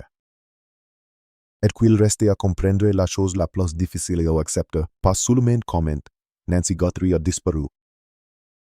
Mais comment quelqu'un a pu s'approcher si près dans un endroit si tranquille? Et repartir avec une personne comme on importe un objet sans que la nuit, ni les murs, ni le quartier entier ne puisse l'empêcher, le premier piège d'une disparition. Si n'est pas l'absence, c'est la normalité qui s'accroche. Comme un vêtement qu'on n'arrive pas à enlever, la rue est toujours là. Les cactus ne bougent pas. Le soleil s'élève sur les mêmes façades et frappe les mêmes vitres. Et pourtant, quelque part derrière ces murs, un détail bascule dans l'irréparable. Une maison est devenue un point aveugle. Et une famille a cessé d'exister dans le regard du monde, ce matin-là. Quand les véhicules des forces de l'ordre reviennent et que les portières claquent dans l'air froid, le quartier comprend que la nuit n'a pas seulement de longue, elle a été utile à quelqu'un. La présence des policiers ne ressemble pas à une visite de courtoisie. Il y a cette manière de se déplacer qui dit. On cherche quelque chose de précis, des gants, des sacs, des rubans de délimitation. Et des regards qui ne se posent pas au hasard, devant la maison. Les proches attendent dans une posture impossible, être là sans être dedans. Regarde sans toucher, espérer sans gêner. L'un d'eux fixe la porte comme si elle pouvait s'ouvrir sur une explication raisonnable. Un autre tourne autour de son téléphone. Comme si le moindre écran pouvait rendre un signal, un message. Une preuve que Nancy est simplement ailleuse, qu'elle reviendra en s'excusant de l'inquiétude. Mais la logique de la journée est déjà en train de s'écrire autrement. La journée a un goût de procédure. On intègre tout un mode qui serre les estomacs. Asterisk, asterisk, kidnapping, asterisk, asterisk. Pas forcément prononce à voix haute devant tout le monde. Pas encore comme une certitude. Mais comme une hypothèse suffisamment lourde pour guider les gestes. Les enquêteurs se parlent par phrases courtes. Ils entrent, ils ressortent. Ils reviennent. Ils donnent des instructions qui semblent techniques mais qui portent dans leur creux une idée effrayante. Si Nancy avait simplement quitté la maison, on ne déploierait pas qu'à péril. Si Nancy s'était égarée, on ne regarderait pas ainsi les coins, les soils, les traces minuscules. Les choses qu'on ne voit que quand on sait déjà que quelque chose a été force. Une maison raconte toujours un récit. Mais elle ne le raconte pas avec des mots, elle le raconte avec des anomalies. Une porte qui n'est pas verrouillée comme d'habitude, une lampe allumée alors qu'elle ne laisse jamais. Un objet de place de quelques centimètres, et cette intuition viscérale des proches. Que n'est pas les astérisques, le problème? C'est ce que l'intuition n'est pas une preuve, et les preuves, elles demandent du temps. Elles demandent une discipline froide que la famille, elle, ne peut pas se permettre, parce que la famille vit dans l'urgence. Pas dans les protocoles, alors l'enquête prend si double rhythm cruel. Les analystes travaillent au millimètre pendant que le cœur des proches bat à l'heure des minutes, dans la rue. Les voisins se tiennent derrière des rideaux à peine tirés. On se connaît parfois de vue. Parfois à peine. Mais la disparition d'une personne âgée dans un quartier aussi tranquille crée un effet immédiat. La peur se diffuse comme une odeur qu'on n'arrive pas à identifier. Des gens se demandent si leur porte est bien fermée. Si leur caméra fonctionne, s'ils ont laissé une lumière allumée. Surtout. Une question deviant commune. Partagée. Obsédante. Asterisk si caput arriver là. Caput arriver partout asterisk. C'est dans ce climat que la vidéo de la sonnette prend sa place comme une pierre centrale. Parce qu'elle est à la fois un espoir et une humiliation. Un espoir. Parce qu'elle montre qu'il y avait quelqu'un, une humiliation. Parce qu'elle montre aussi que c'est quelqu'un on a pensé à asterisk asterisk ne pas être vu asterisk asterisk. Et cette pensée, cette intention, transforme l'affaire en quelque chose de plus sombre. Si n'est pas un incident, c'est un acte. Les enquêteurs récupèrent ainsi qu'ils peuvent images, métadonnées, horaires, angles. Ils cherchent à comprendre combien de temps la silhouette est restée. D'où elle vient, où elle repart. Ils cherchent aussi les caméras autour, celles des voisins, des rues adjacentes, des entrées de lotissement. La technologie n'est pas un filet parfait, c'est une passoire. Mais dans une enquête moderne, on tente de reconstituer un mouvement de la même manière qu'on reconstitue une phrase à partir de mots manquants. Une voiture passe ici, une autre s'arrête là. Une lumière s'allume à telle heure, une porte se referme à telle autre. Et entre ces points, les enquêteurs doivent dessiner ce qui n'a pas été filmé. La famille, elle est déjà entrée dans un autre monde, celui des conférences de presse. Des demandes de discrétion, des paroles précises. Quand un proche prend la parole devant des caméras, si il n'est pas seulement pour s'exprimer, c'est pour envoyer un message sur l'inconnu qui compte, la personne ou les personnes qui savent où est Nancy. Chaque phrase prononcée porte une intention, touche une conscience. Déclenche une panique, fissure une loyout. You simplement rappeler une vérité brutale, asterisk elle existe. On la cherche, on ne vous la cherche pas asterisk. Mais la visibilité a un prix, et ce prix tombe vite. Comme une pluie sale, parce que le nom de Nancy Guthrie n'est pas une ligne anonyme dans une rubrique locale. Il est lié à une figure publique, et que attire tout. Les journalistes, oui. Mais aussi les curieux, les opportunistes. Et ce nouveau type de foule qui n'atteint pas les faits, les enquêteurs autoproclament. Au départ, cela ressemble presque à de l'aide. Des gens partagent la photo de Nancy. Ils relayent les numéros à appeler. Ils analysent les images. Ils tracent des itinéraires possibles. Certains le font avec sincérité. On peut le sentir dans la manière dont ils écrivent. Dont ils parlent. Ils veulent vraiment participer à une résolution. Mais rapidement, la mécanique s'est déréglée. Parce qu'il y a une ligne fine entre astérisque chercheur astérisque et astérisque accuseur astérisque. Et sur Internet. Cette ligne s'efface comme de la craie sous la pluie, un nom circulé. Puis une autre, des profils sont disséqués. Des photos sont sorties de leur contexte, des phrases deviennent des indices. Une simple relation social devient une mobile, et les plus terrifiante.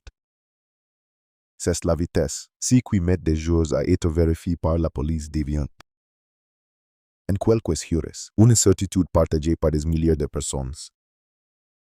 Dominic Evans, instituteur et musicien, devient le réceptacle de cette folie. Il ne l'a pas cherché.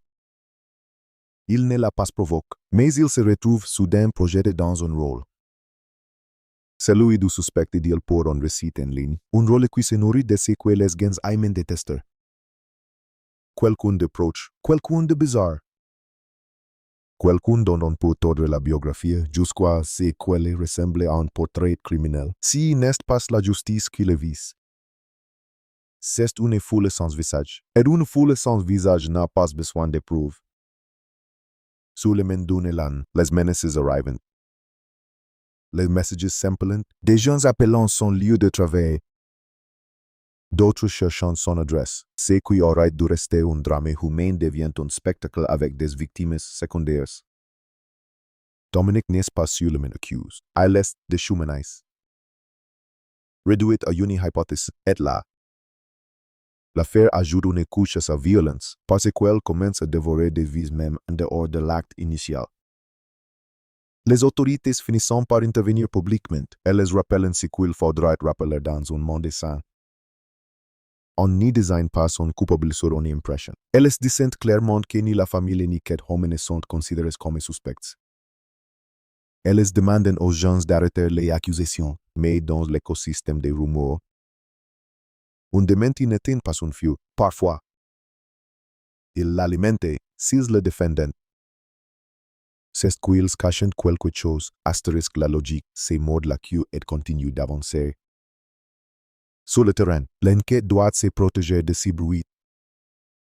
Les enquêteurs filtrant les appels, ils trient. Ils recoupent, et dans le fond, la vérité reste la même. Nancy est absente. Et l'absence est totalisante. Elle n'est pas là. Elle n'appelle pas. Elle ne laisse pas de traces volontaires. Et plus les jours passent, plus les proches comprennent une réalité horrible. La disparition n'est pas un événement ponctuel, si est un processus. Chaque jour, la vie recule un peu plus devant la question. La police, elle, avance par axis, il y a lague des images. Reconstituer la trajectoire de la silhouette masquée, réparer un véhicule. Une plaque, un détail. Il y a l'axe des traces, analyser ce qui a été trouvé dans la maison. Dans l'allée, oxboards. Il y a l'axe des communications, vérifier les appels. Les messages, les interactions récentes. Et il y a l'axe humain, interroger ceux qui ont vu Nancy. Ceux qui l'ont croisé, ceux qui connaissent ses habitudes. Ses pures, ses points de repérer. Dans ce genre d'affaires, on passe des heures sur des choses qui semblent ridicules au premier regard. À quelle heure Nancy a-t-elle été déposée exactement? Qui a fermé la porte? La lumière du salon était-elle allumée? Le verrou était-il celui d'un haut ou celui d'un bas? Avait-elle son téléphone, son sac? Si qu'elle est une femme de 84, on ne se déplace pas comme un homme de 31. Et ses habitudes sont souvent régulières, et c'est justement dans cette régularité qu'on cherche une rupture. On fouille aussi le périmètre comme on chercherait une phrase perdue. Fausses. terrains vagues, zones désertiques. Le désert autour de Tucson peut être magnifique, mais il est aussi impitoyable.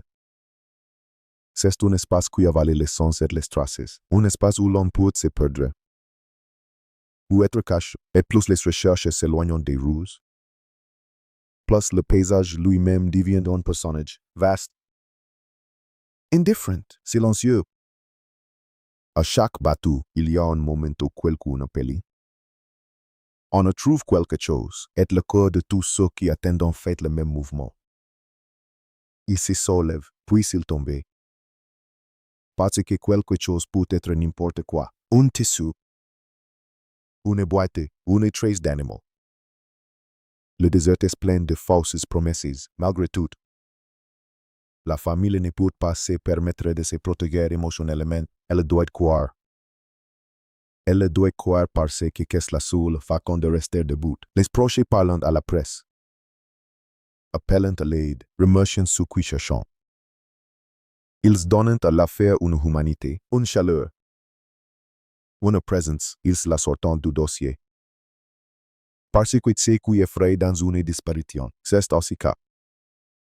La personne devient un cas, un numéro, une date, et quand on aime quelqu'un, on refuse qu'il soit réduit à une ligne dans un rapport. La récompense apparaît alors comme un crime matériel. $1 million, une somme gigantesque.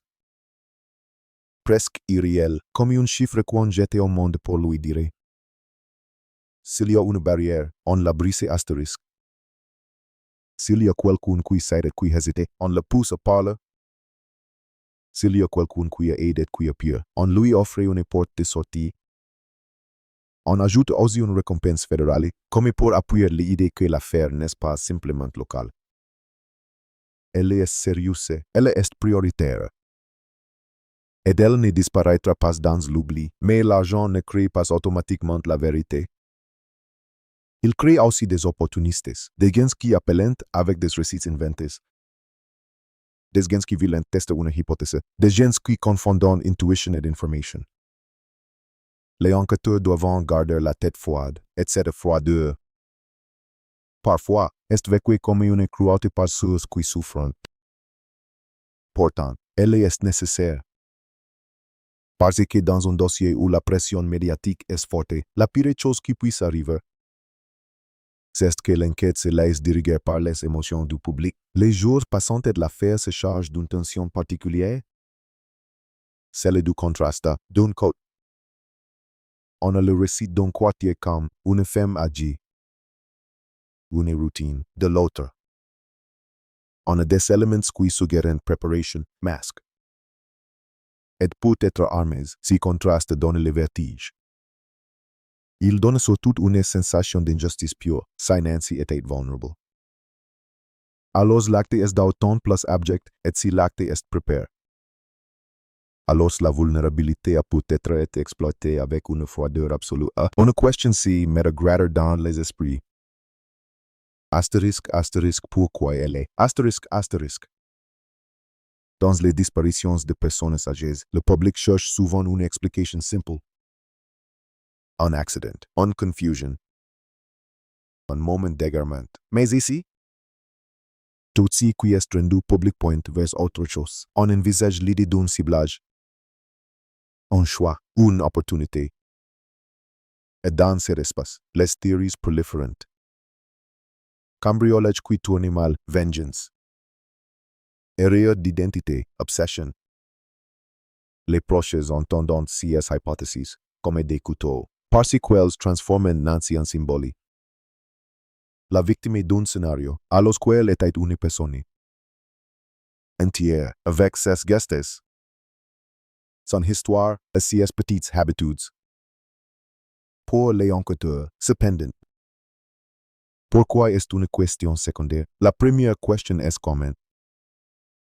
Et comment commence par la logistique pour enlever quelqu'un sans faire de bruit.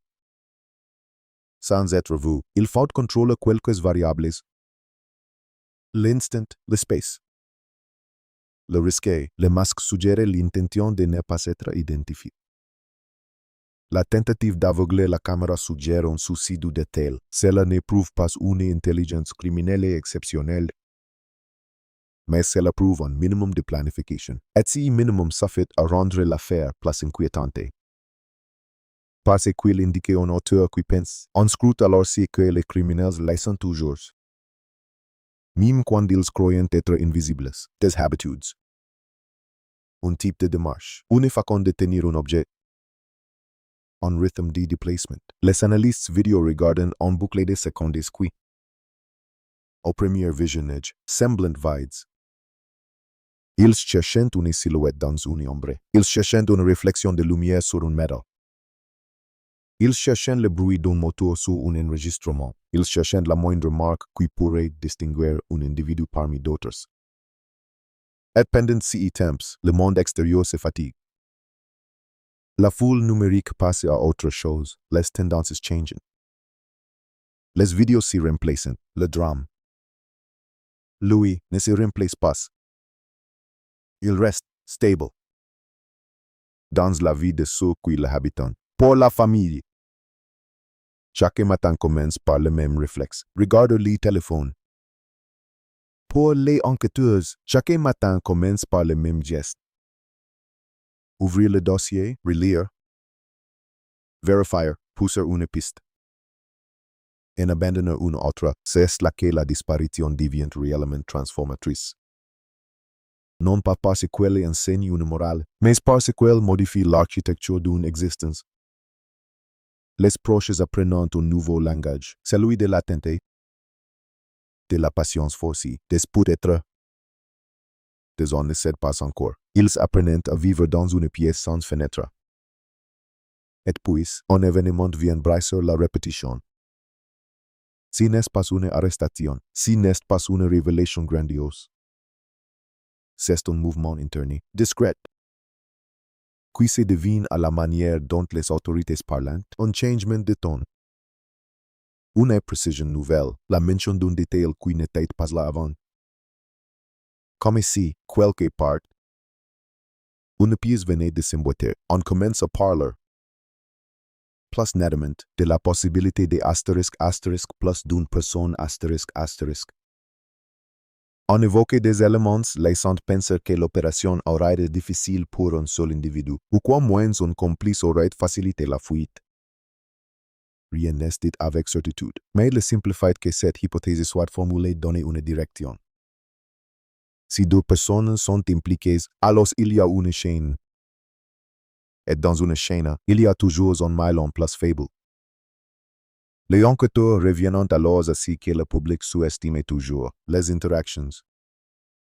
Qui a parlé à qui sait quoi? Qui a changé d'habitude ces derniers jours? Qui a cessé d'apparaître? Qui a fait un commentaire étrange? L'enlèvement d'une personne n'est pas toujours le geste d'un étranger s'agissant d'une union.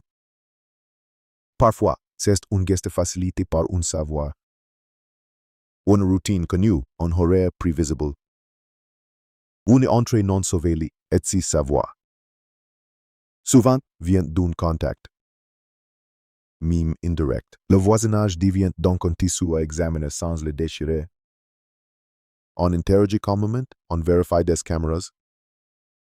On demande des souvenirs, on note. On évite de créer un climat de suspicion généralisée, parce que paralyse. Mais on ne peut pas non plus ignorer l'évidence, quelqu'un s'est approché sans pied.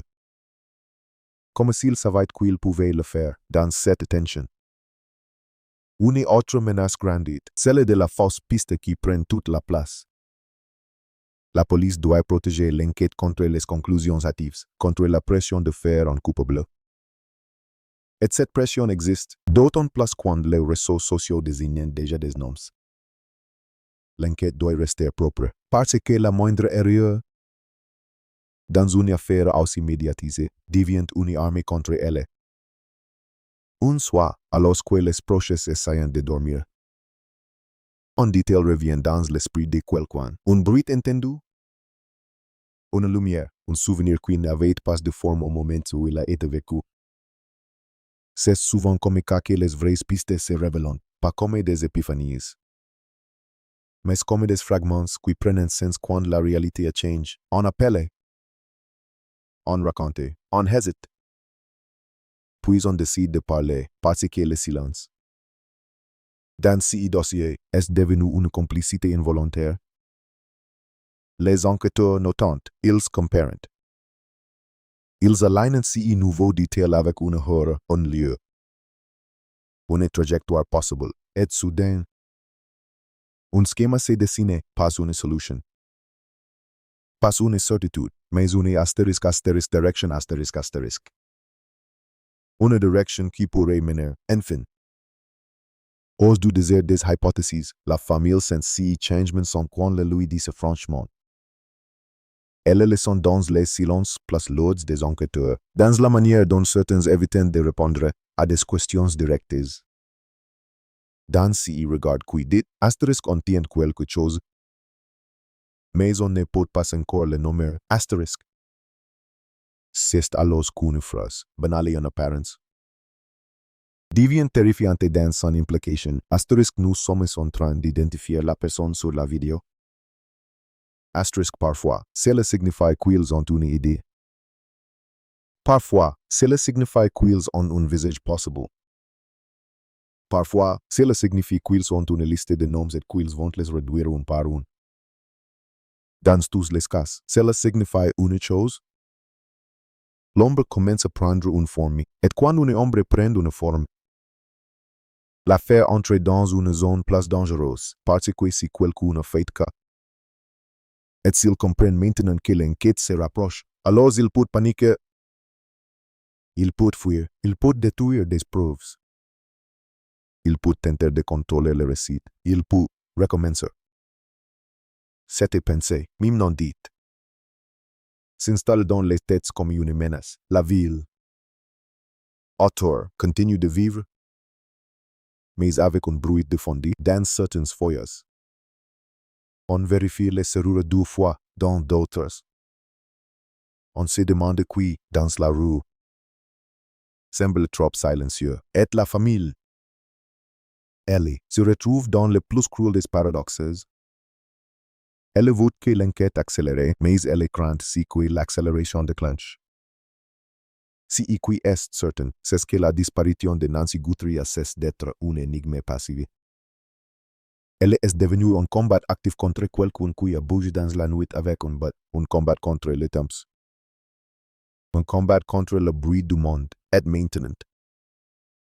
Un combat contre la possibilité que l'ombre, sentant les pièges se refermer, décide de frapper avant d'être prise. La caméra de sonnette.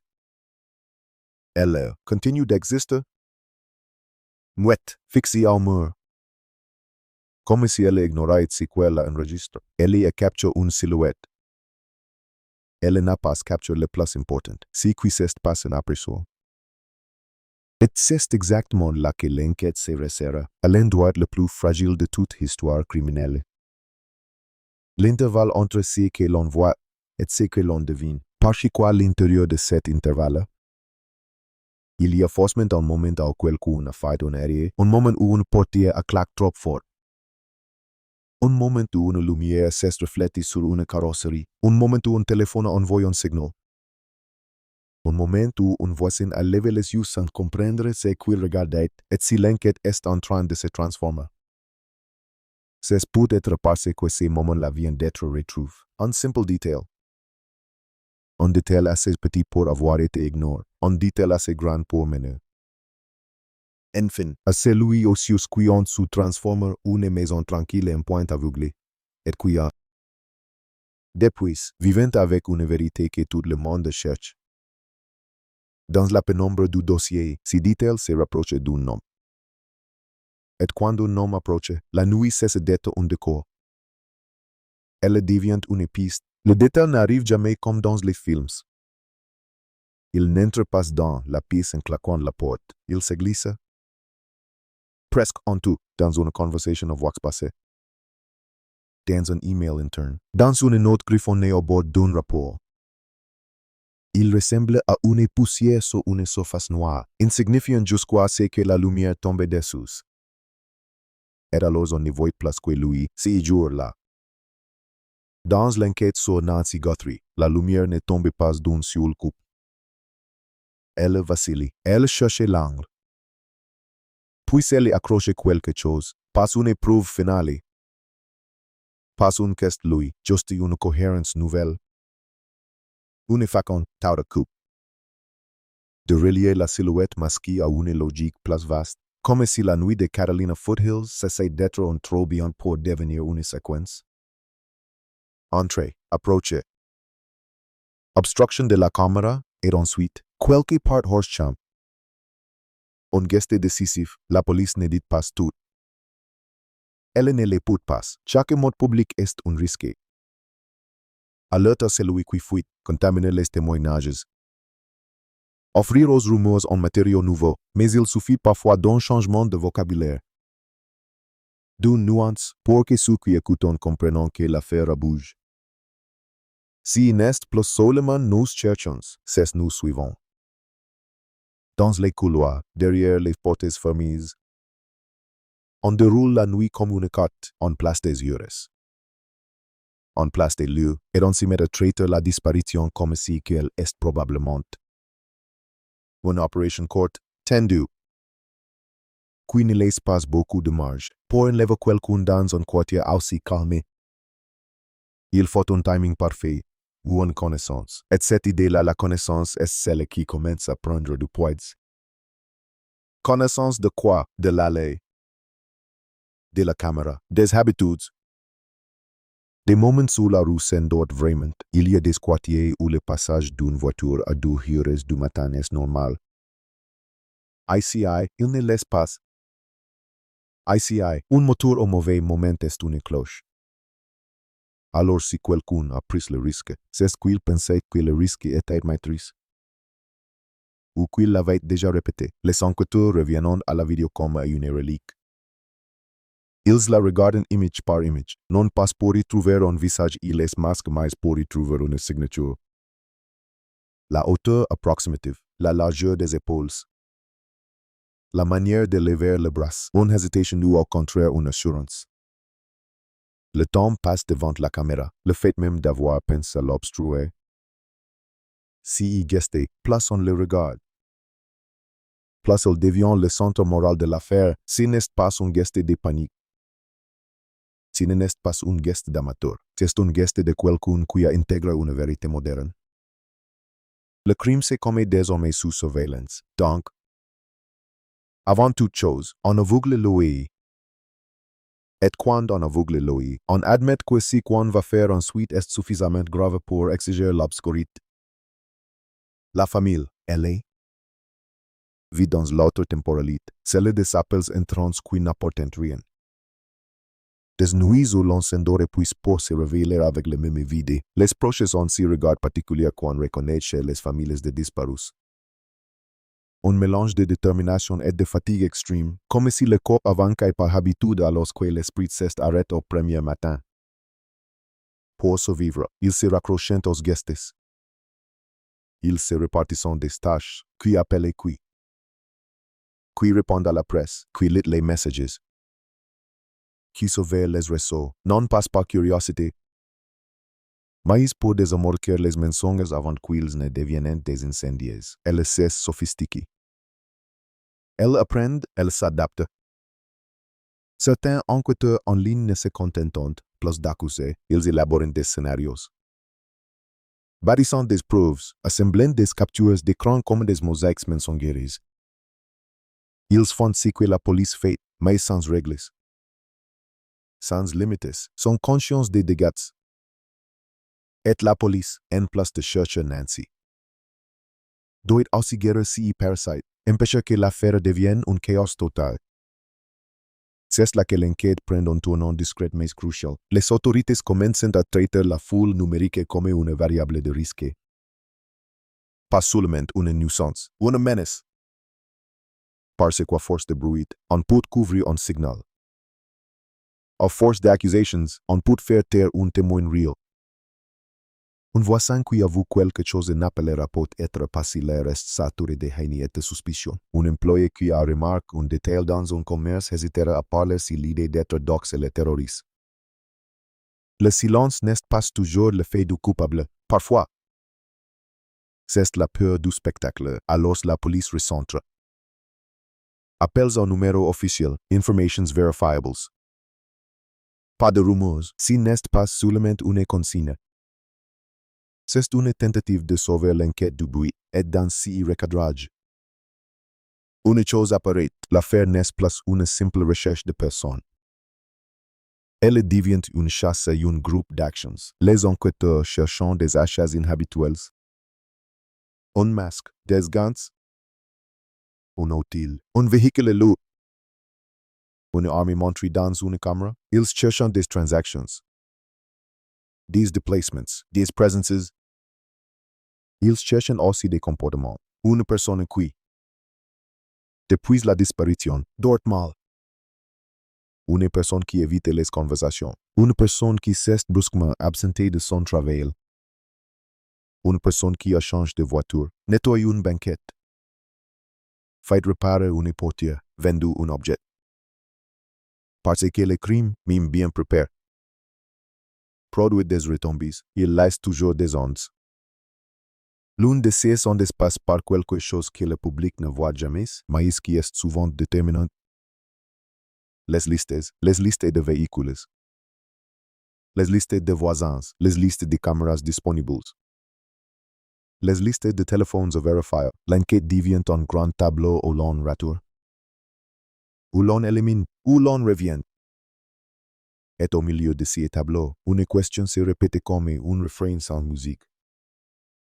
Qui dans cette zone avait l'audace de venir masque la nuit, sans craindre d'être reconnu? Cette audace est un marqueur psychologique. Les criminels prudents évitent les endroits où ils pourraient croiser quelqu'un qui les connaît. Les criminels confiants. Ils pensent qu'ils ont déjà neutralisé si risqué. Masque obscuré. Vitesse, ou alors ils vivent assez près pour se sentir chez eux. Assez près pour que la rue ne soit pas un territoire hostile. Assez près pour que la maison de Nancy ne soit pas un hasard. Dans la foulée, un autre fil s'étend. La piste d'un complice, deux personnes. Cela veut dire un échange, des messages. Une coordination, un rendez-vous. Et la coordination, contrairement au geste solitaire, produit des traces, mimi minimis. Mime effaces, mime codes. Les enquêteurs commencent alors à chercher ce qu'ils appellent, entre UK, les conversations avant l'acte, le genre de conversation où l'on se donne du courage, où l'on vérifie une théorie, où l'on confirme que c'est bon. Le genre de conversation que certains criminels croient invisible parce qu'elle a eu lieu sur une appli, parce qu'elle a été effacée, parce qu'elle était courte, mais effacer n'est pas faire disparaître. Et parfois, dans l'architecture numérique du monde, les traces existent ailleurs sur des serveurs, dans des sauvegardes, dans des logs, dans des données que personne n'imagine. Le problème, c'est que tout cela prend du temps, et pendant que le temps passe, la famille s'effondre par micro-ruptures, un sanglot dans une cuisine, une colère dans une voiture, un regard vidéo au milieu d'une conversation. L'horreur de l'attente, c'est qu'elle rend la douleur quotidienne. Banale, presque domestique. Le drame n'est pas un moment, il est une routine. Une nuit, l'un des proches finit par s'asseoir devant la maison. Dans la voiture, moteur éteint. Il regarde le poche, il regarde la caméra. Il imagine la main qui a placé des branches devant l'objectif, et il se surprend à penser une chose terrible. Astérisque si cette caméra n'avait pas été là, est-ce qu'on aurait cru à une simple disparition? Astérisque est-ce qu'on aurait tardé, est-ce qu'on aurait hésité? Si fragment d'idée le traverse la glace, parce qu'il souligne un autre paradoxe. La caméra n'a pas sauvé Nancy, mais elle a empêché l'affaire d'être absorbée par des explications confortables. Elle force la vérité la plus dure entre dès le départ. Quelqu'un a agi. Et lorsqu'on sait qu'un humain a agi, la responsabilité devient insupportable. parce qu'elle impliquait qu'un homicide le jour suivant. Dans une conférence de presse, les autorités restent prudentes. Mais elles le disent de manière assez nette pour que tout le monde comprenne. Ils ne considèrent pas la disparition comme volontaire. Ils insistent sur la nécessité de signaler toute information. Ils demandent de la retenue. Et surtout, ils répètent une phrase qui, dans ce contexte, sonne comme un couteau. Nous savons que des accusations circulent, elles nous sont à l'enquête. C'est rare, cette franchise. Est-elle une conséquence immédiate? Le public se divise. Certains ressentent de la honte, d'autres se sentent de failles redoublantes. Comme si l'enquête était un jeu de pouvoir, comme si la disparition de Nancy était un champ de bataille narratif. Dans ce chaos, les policiers font ce qu'ils doivent faire. Ils se fermentent, ils gardent leurs cartes. Ils filtrent l'information, ils se donnent un espace pour travailler. Et dans cet espace, un nouveau mouvement se dessine. Des vérifications ciblées, si n'est pas la grande battue. Si n'est pas le hélicoptère au-dessus du désert, c'est l'investigation silencieuse. Des visites discrètes, des recoupements. Des demandes de données, des actions qui ressemblent. De l'extérieur, rien du tout. Mais c'est souvent là que les affaires se résolvent, dans un bureau. Un enquêteur relate une chronologie, il s'arrête sur un intervalle. Il remarque un décalage, un moment où quelque chose aurait dû arriver. Mais n'arrive pas, un moment où une caméra de voisin montre une zone vide. Puis, à peine quelques minutes plus tard, un changement, une ombre. Une variation de lumière, un passage qui ressemble à un passage. Mais qui est trop lisse pour être certain. Il ne dit pas. Eureka, il dit. Reviens là-dessus et on revient. On demande la vidéo originale, on enlève les compressions. On étire, on stabilise. On cherche les reflets, on cherche les sons. Et peu à peu, l'ombre devient presque uniforme. Si n'est pas encore une plaque, si n'est pas un modèle assur. Mais c'est assez pour ouvrir une porte, la porte des véhicules compatibles. Et quand on ouvre cette porte, la liste est trop longue pour être rassurante. Trop de voitures pourraient en correspondre, trop de possibilités. Mais parmi ces possibilités, certaines sont plus probables que d'autres. Celles qui circulent habituellement la nuit, celles qui ne devraient pas être là. Celles qui n'appartiennent pas au quartier, on examine alors les entrées, les sorties, les rues qui mènent aux accès principaux. On se demande si quelqu'un a pris Nancy. Où est-il allé? Vers les routes rapides? Vers le désert, vers un endroit close? Vers une maison, vers un véhicule plus grand? Une camionnette, un SUV? Les hypothèses se croisent et se contredisent, mais elles ont un point commun. Elles obligent à imaginer Nancy dans un espace non maîtrise, loin de son porche. Loin de sa lampe, loin de tout ce qui était sa sécurité. Et cette imagination est insoutenable pour ceux qui l'aiment. Pour tenir, la famille se raccroche à l'idée d'une erreur du ravisseur, parce qu'il y a toujours une erreur. Mime minime, mime invisible. Mime tardive, une erreur de timing. Un message envoyé, un appareil oublié. Un témoin sous-estimé, alors s'ils prennent pour l'erreur. Pas au sens religieux seulement, au sens humain. Asterisk que quelque chose, quelque part. Ai de raille dans le plan de celui qui a fait cas, asterisk. Et c'est précisément cette idée qui rend l'enquête plus tendue à ce stade, si l'auteur a planifié. Il a aussi planifié la fuite, il a pensé à l'après. Il a pensé aux recherches, il a pensé à l'attention médiatique. Peut-être même il l'a anticipé, et s'il l'a anticipé. Alors s'il a prévu de s'effondrer dans le décor, c'est une ville entière. L'un des enquêteurs dit une phrase qui reste, parce qu'elle est simple et terrifiante. Le suspect ne ressemble pas à un suspect. Il ressemble à quelqu'un qui s'achète un café. Cette phrase ne vise pas à faire peur, elle vise à rappeler une vérité. La plupart des crimes ne sont pas commis par des monstres visibles. Ils sont commis par des personnes capables. Le lendemain, de sourire à un voisin. Et ce moment-là, l'affaire franchit une ligne psychologique. Elle n'est pas seulement triste, elle est contaminante. Elle infecte les regards que chacun porte sur les autres, et ces regards, si on ne prend pas garde, finit par devenir la véritable destruction. C'est pourquoi que la police insiste tant sur les faits, c'est pourquoi qu'elle refuse de nourrir les rumeurs. Parce qu'une communauté qui se dévore elle-même devient un terrain parfait pour un coupable. Tout le monde soupçonne tout le monde. Donc personne n'observe vraiment au milieu de cette tension. Un appel arrive sur la ligne officielle, un appel différent.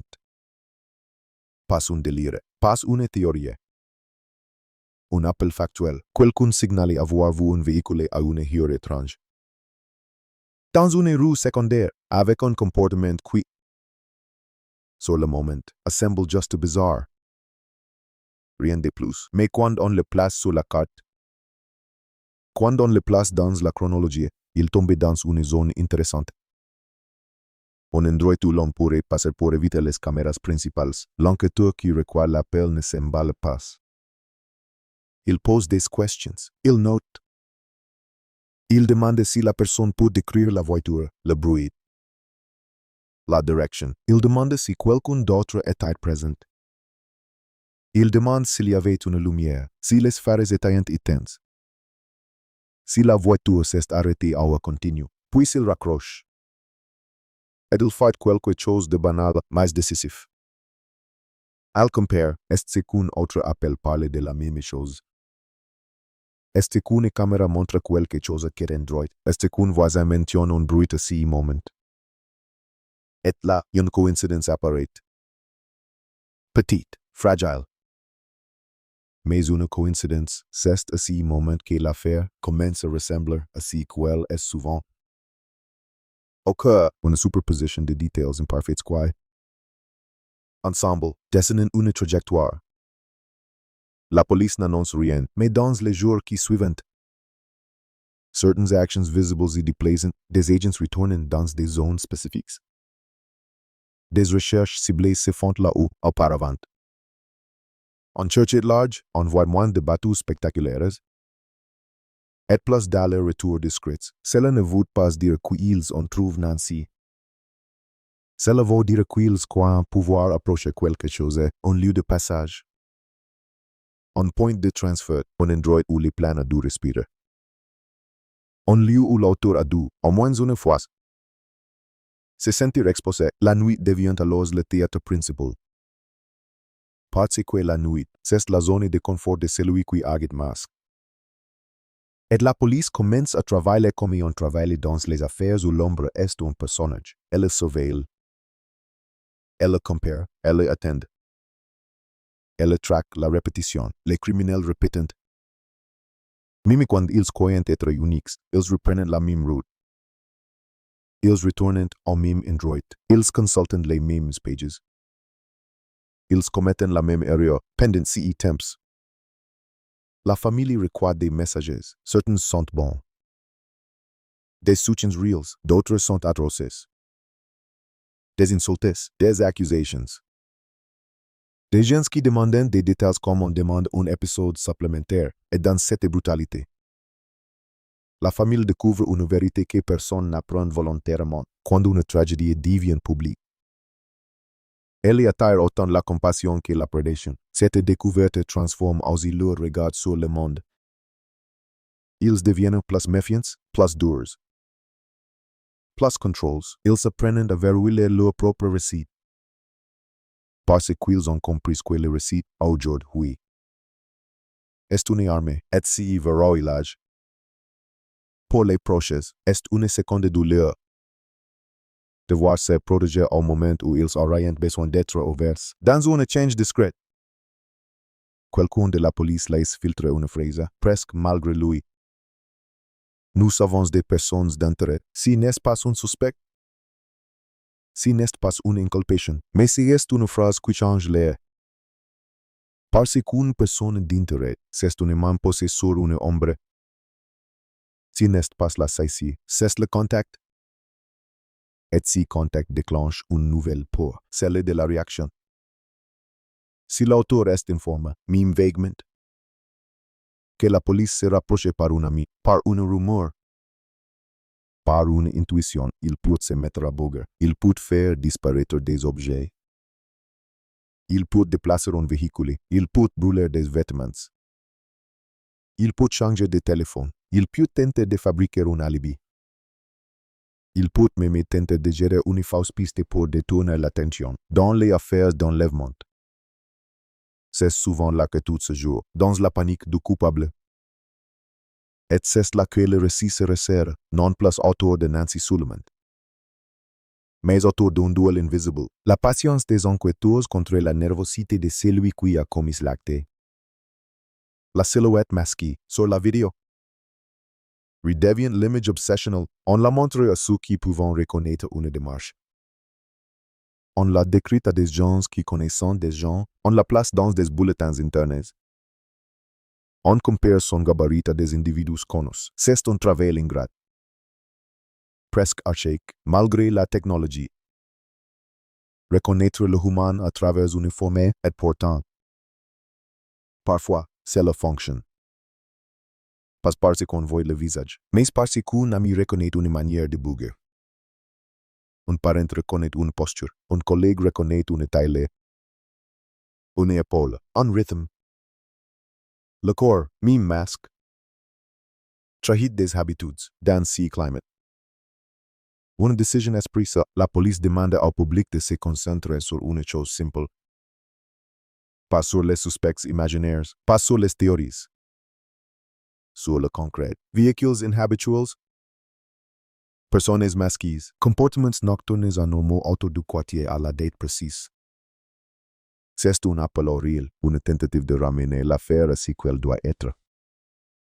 Une enquête, et cela produit un effet étranger. Dans certains esprits, l'affaire se calme. Dans d'autres, elle se crispe. Les rumeurs continuent, mais elles perdent un peu de leur puissance. Parce que la police, publiquement, remet la main sur le volant, à cet instant. Quelque chose devient clair, même si personne ne le dit à haute voix. L'enquête est entrée dans sa phase la plus dangereuse, celle où l'on est assez proche pour que l'auteur sente la présence, mais pas assez proche pour l'arrêter. Cette zone, les enquêteurs la connaissent. Ils la respectent, ils avancent lentement. Comme on avance dans une épice où l'on sait que quelqu'un est caché, et la famille. Elle vit dans une tension équivalente. Mais différente, l'espoir revient par vagues. Puis s'écrase. Chaque rumeur de développement devient un coup de tonnerre intérieur. Ils se surprennent à imaginer, à nouveau, que Nancy pourrait être retrouvée, puis ils se punissent pour cette imagination. Comme si l'espoir était une faiblesse, mais l'espoir n'est pas une faiblesse. C'est un instinct, et c'est peut-être cet instinct qui fait que, malgré la fatigue, malgré le bruit, malgré le horreur numérique, malgré le désert autour, la famille continue de parler, continue de montrer son visage. Continue de répéter le nom de Nancy comme on répète une vérité pour empêcher qu'elle s'efface, car il y a une seconde de morte. Dans les disparitions, l'oubli, et tant que les noms circulent, l'oubli ne gagne pas. Ce soir-là, alors que la lumière tombait à nouveau sur Catalina Foothills, un enquêteur quitte le bureau tard, il sort. Elle respire l'air froid, elle regarde la ville. Il sait ce que personne ne veut entendre. La plupart des affaires ne se résolvent pas par un moment spectaculaire. Elles se résolvent par une accumulation de patience. Il monte dans sa voiture. Et avant de démarrer, elle regarde son téléphone. Un message est arrivé, un message court. On information brute, venu d'un recoupement ou d'un appel. Il ne sait pas encore si qu'est la piste, mais il sait une chose. C'est suffisamment solide pour déclencher une série de vérifications immédiates. Il démarre. Dans le noir, quelque part. C'est lui qui a posé des branches devant une caméra continue, lui aussi. De vivre, peut-être qu'il regarde les actualités. Peut-être qu'il évite de les regarder, peut-être qu'il se persuade qu'il est invisible. Peut-être qu'il commence à comprendre qu'il ne l'est pas. Et dans cette distance entre deux voitures qui roulent dans la même ville, celle de l'enquêteur et celle. Peut-être, tout coupable l'affaire se rapproche d'un point de bascule. Un point où l'ombre pourrait devenir un visage, ou un point out. Sentant la main se poser sur elle, l'ombre décidera de bouger à nouveau. Et si elle bouge, elle laissera forcément une trace. Quelque chose de trop humain pour être effacé. La nuit suivante ne ressemble pas à une répétition. Elle ressemble à un retour sur les lieux d'un crime qui n'a pas encore de nom officiel, mais qui a déjà un goût. Celui de la préparation, dans un bureau éclair au néon. Quelqu'un fait défiler la vidéo une nouvelle fois, toujours la même silhouette. Toujours si masque, toujours si geste calme les branches. Les feuilles, la caméra aveuglée. Et toujours cette portion manquante, si trou noir après l'obstruction. Comme si l'histoire avait été arrachée à l'instant où elle devenait la plus importante, le message recoupe place tot n'était pas une solution. C'était un caillou dans une chaussure, petite, irritant, impossible à ignorer. Un appel propre, sans history. Sans theory, un véhicule appel qui a une heure précise. Dans un Android précis, avec un détail précis pas un jai un mauvais pressentiment. Mais un jai vuka, et comme semble normal. Le genre de détail qui n'impressionne personne sur un plateau télé, mais qui peut faire bouger une enquête parce qu'il est astérisque compatible astérisque avec la réalité. Compatible avec une route d'évitement, compatible avec une sortie discrète. Compatible avec le besoin, après une opération risquée, de quitter les artères principales, alors, sans spectacle, l'enquête se déplace. Les grandes bateaux laissent place à des gestes, plus fins, on consulte des cartes. On relève des intersections, on hiérarchise les caméras potentielles. On dresse une liste de routes où l'on peut circuler sans être filmé frontalement, et une autre liste de routes où l'on est filmé sans le savoir par des commerces. Des parkings, des portails automatiques. On remonte les kilomètres, pas comme on poursuit un fantôme. Mais comme ensuite une logique, si l'auteur a pensé à aveugler une caméra. Il a probablement pensé à éviter les autres astérisques, et quand on pense à éviter, on finit presque toujours par répéter les mêmes réflexes, les mêmes itinéraires. Les mêmes heures, les mêmes zones d'ombre. Dans le quartier, personne ne voit ces déplacements. Les habitants voient moins de véhicules marques, moins de Rubens, moins de présence visible, et des interprétants cela de la seule manière possible quand on souffre. Comme un recul, comme une perte. Mais si qu'ils ne voient pas, c'est la deuxième vie de l'enquête, celle qui se fait sans uniformes, sans sirènes, sans annonces. Cette nuit-là, des agents circulent dans des voitures banales. Pas pour piger quelqu'un comme dans un film, mais pour observer un terrain qui, depuis la disparition, cesse d'être neutre.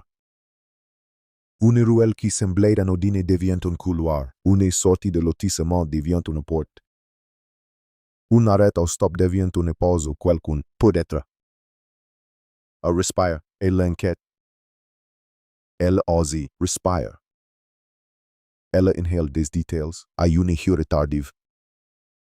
Dans une salle plus calme, quelqu'un assemble trois éléments. Le premier, la fenêtre temporelle approximative de la disparition. Elle n'est pas parfaite, mais elle existe. Encadrée par des moments de certitude, le dépôt à la maison, le matin de l'absence. Entre les deux, un intervalle. et dans cet intervalle, des minutes deviennent précieuses. Le deuxième, la vidéo de la sonnette. Avec son obstruction. Le troisième. CE signalement de véhicule. Place sur une route secondaire qui contourne les caméras les plus évidentes. Trois éléments ne font pas une preuve, mais ils font une hypothèse. Et une hypothèse, une enquête.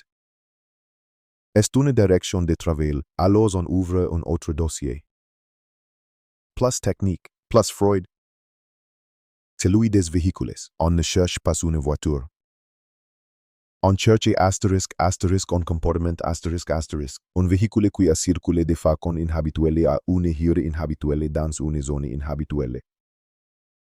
Cela implique de revoir des images de mauvaise qualité, des fichiers compressés, des angles absurdes où l'on ne distingue qu'une phare, qu'une silhouette lumineuse, qu'une forme, on stabilise, on grossit, on compare les proportions, on cherche en détail la position d'un feu, la hauteur d'un pare-chocs, la largeur d'un calandre. C'est de l'archéologie numérique, et parfois, elle donne quelque chose, un model possible. Une plage de véhicules compatibles, si possible, n'est pas satisfaisante pour le public.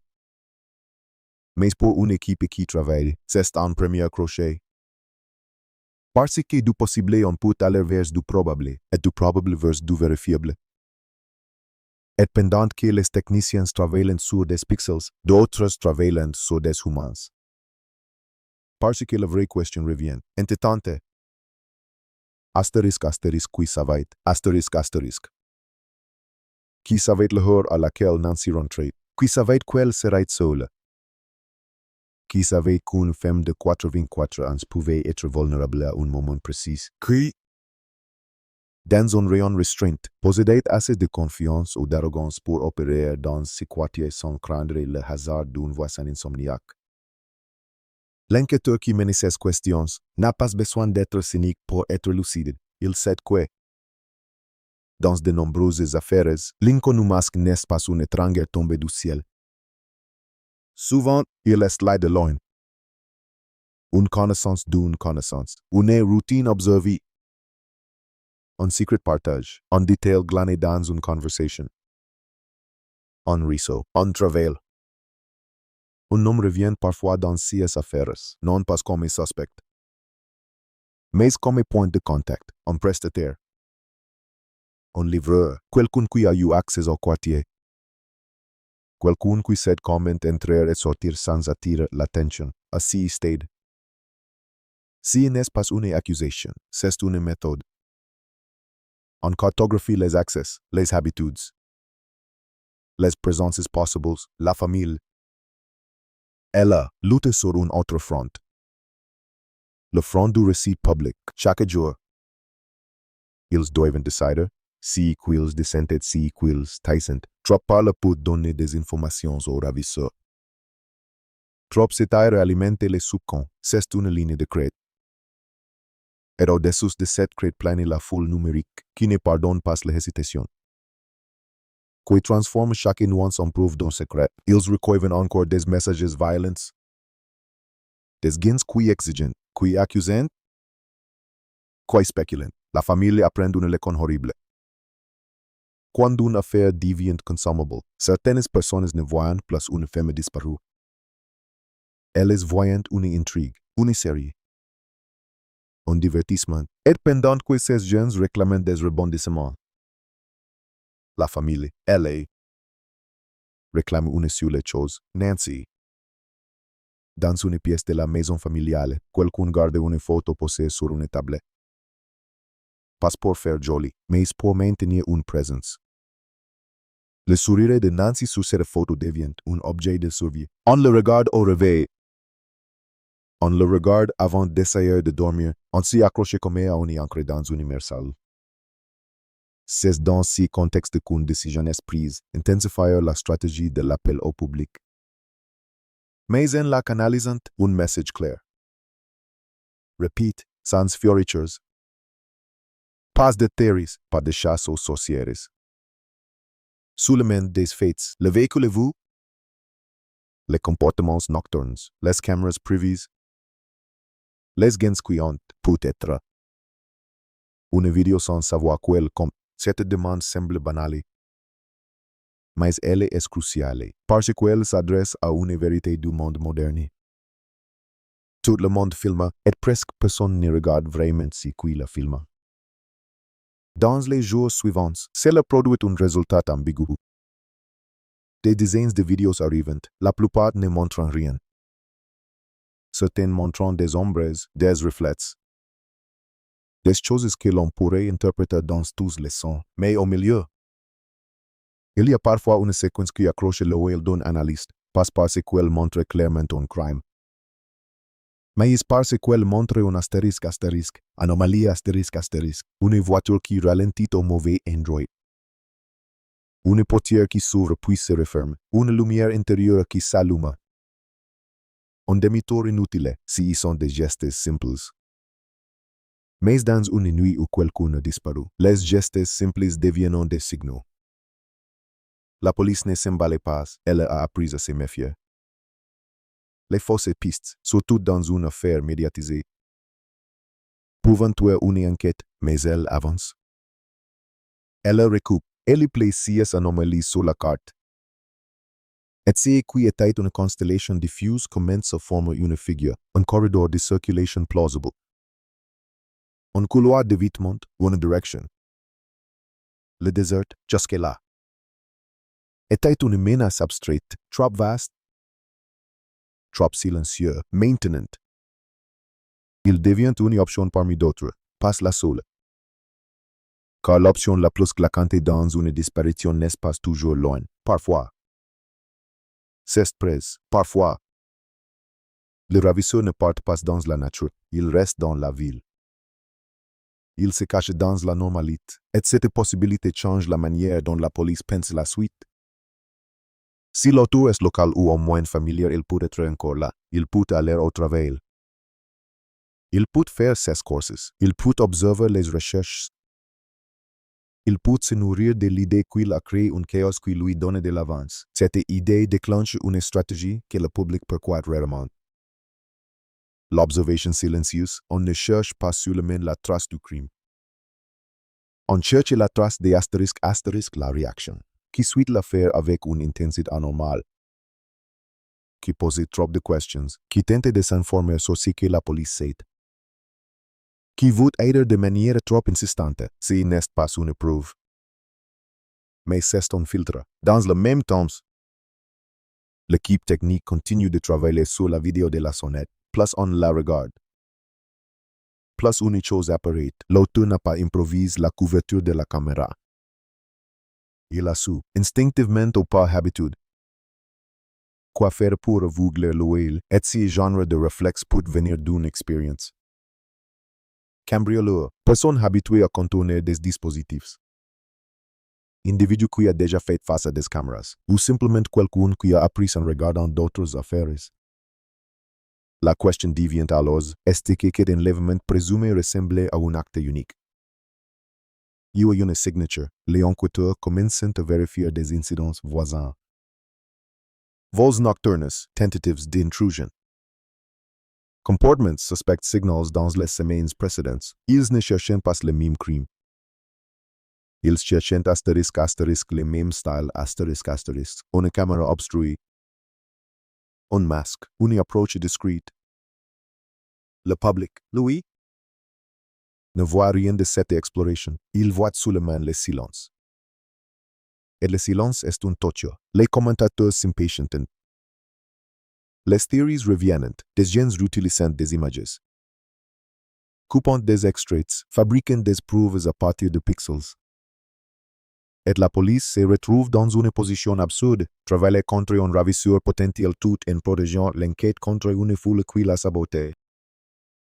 La famille commence à comprendre que l'affaire ne sera pas seulement une bataille pour retrouver Nancy, ce sera aussi une bataille pour empêcher que l'histoire écrase d'autres vies au passage. Dominic Evans, le homie injustement cible, devient un symbole involontaire de cette dérive, les menaces, les attaques, le harcèlement. Tout cela montre à quel point le public peut préférer une conclusion rapide, même faussée, à une vérité lente. Et cette préférence est dangereuse. Parce qu'elle met une pression sur l'enquête, celle de donner un nom, n'importe lequel, les enquêteurs refusent. Ils s'accrochent à une règle simple. Un nom sans preuve n'est pas une avancée. C'est une explosion. Alors ils continuent. Un soir, un agent recueille une nouvelle piste puzzle. Une vidéo de caméra privée d'un voisin, orientée vers une zone où l'on n'attendait pas grand-chose. Elle montre une rue presque vide, puis, à un moment précis, un passage. Pas spectaculaire, mais la lumière des phares se reflète sur une surface. Et l'angle permet d'estimer la hauteur du véhicule, une donnée de place. Le genre de données qui, isolé, ne vaut rien, mais qui, ajouté aux autres, commence à réduire le champ, on compare avec les hypothèses. On élimine quelques modèles, on resserre. Et pour la première fois, quelqu'un ose prononcer une phrase qui, dans une enquête, ressemble à une respiration. On peut travailler une liste. Que veut dire qu'on peut sortir du flou, que veut dire qu'on peut chercher des propriétaires. Des enregistrements, de véhicules qui correspondent à une plage précise. Que veut dire qu'on peut vérifier des présences dans une zone, des déplacements à une heure. Des comportements après, que veut dire qu'on peut rapprocher une ombre d'une personne réelle. La police commence alors à faire ce que le public imagine rarement. Elle frappe à des portes de manière discrète. Passe une accusation, une verification. Elle demande, avez-vous une caméra? Avez-vous vu quelque chose cette nuit-là? Avez-vous entendu un moteur? Avez-vous remarqué une voiture inhabituelle? These questions. Répétez, finissant par produire ce que la peur avait empêché au départ. Des souvenirs, pas des certitudes. Mais des impressions, un voisin qui se rappelle avoir entendu un bruit inhabituel. Mais n'y a pas prêté attention, une personne qui se souvient d'avoir vu une silhouette dans le noir. Un autre qui se rappelle d'un véhicule station trop longtemps, puis reparti. Et dans cette accumulation, l'enquête gagne une chose précieuse. Une direction plus nette pour la famille.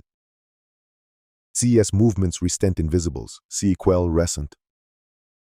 C'est le poids de l'absence, et cette absence commence à s'infiltrer partout.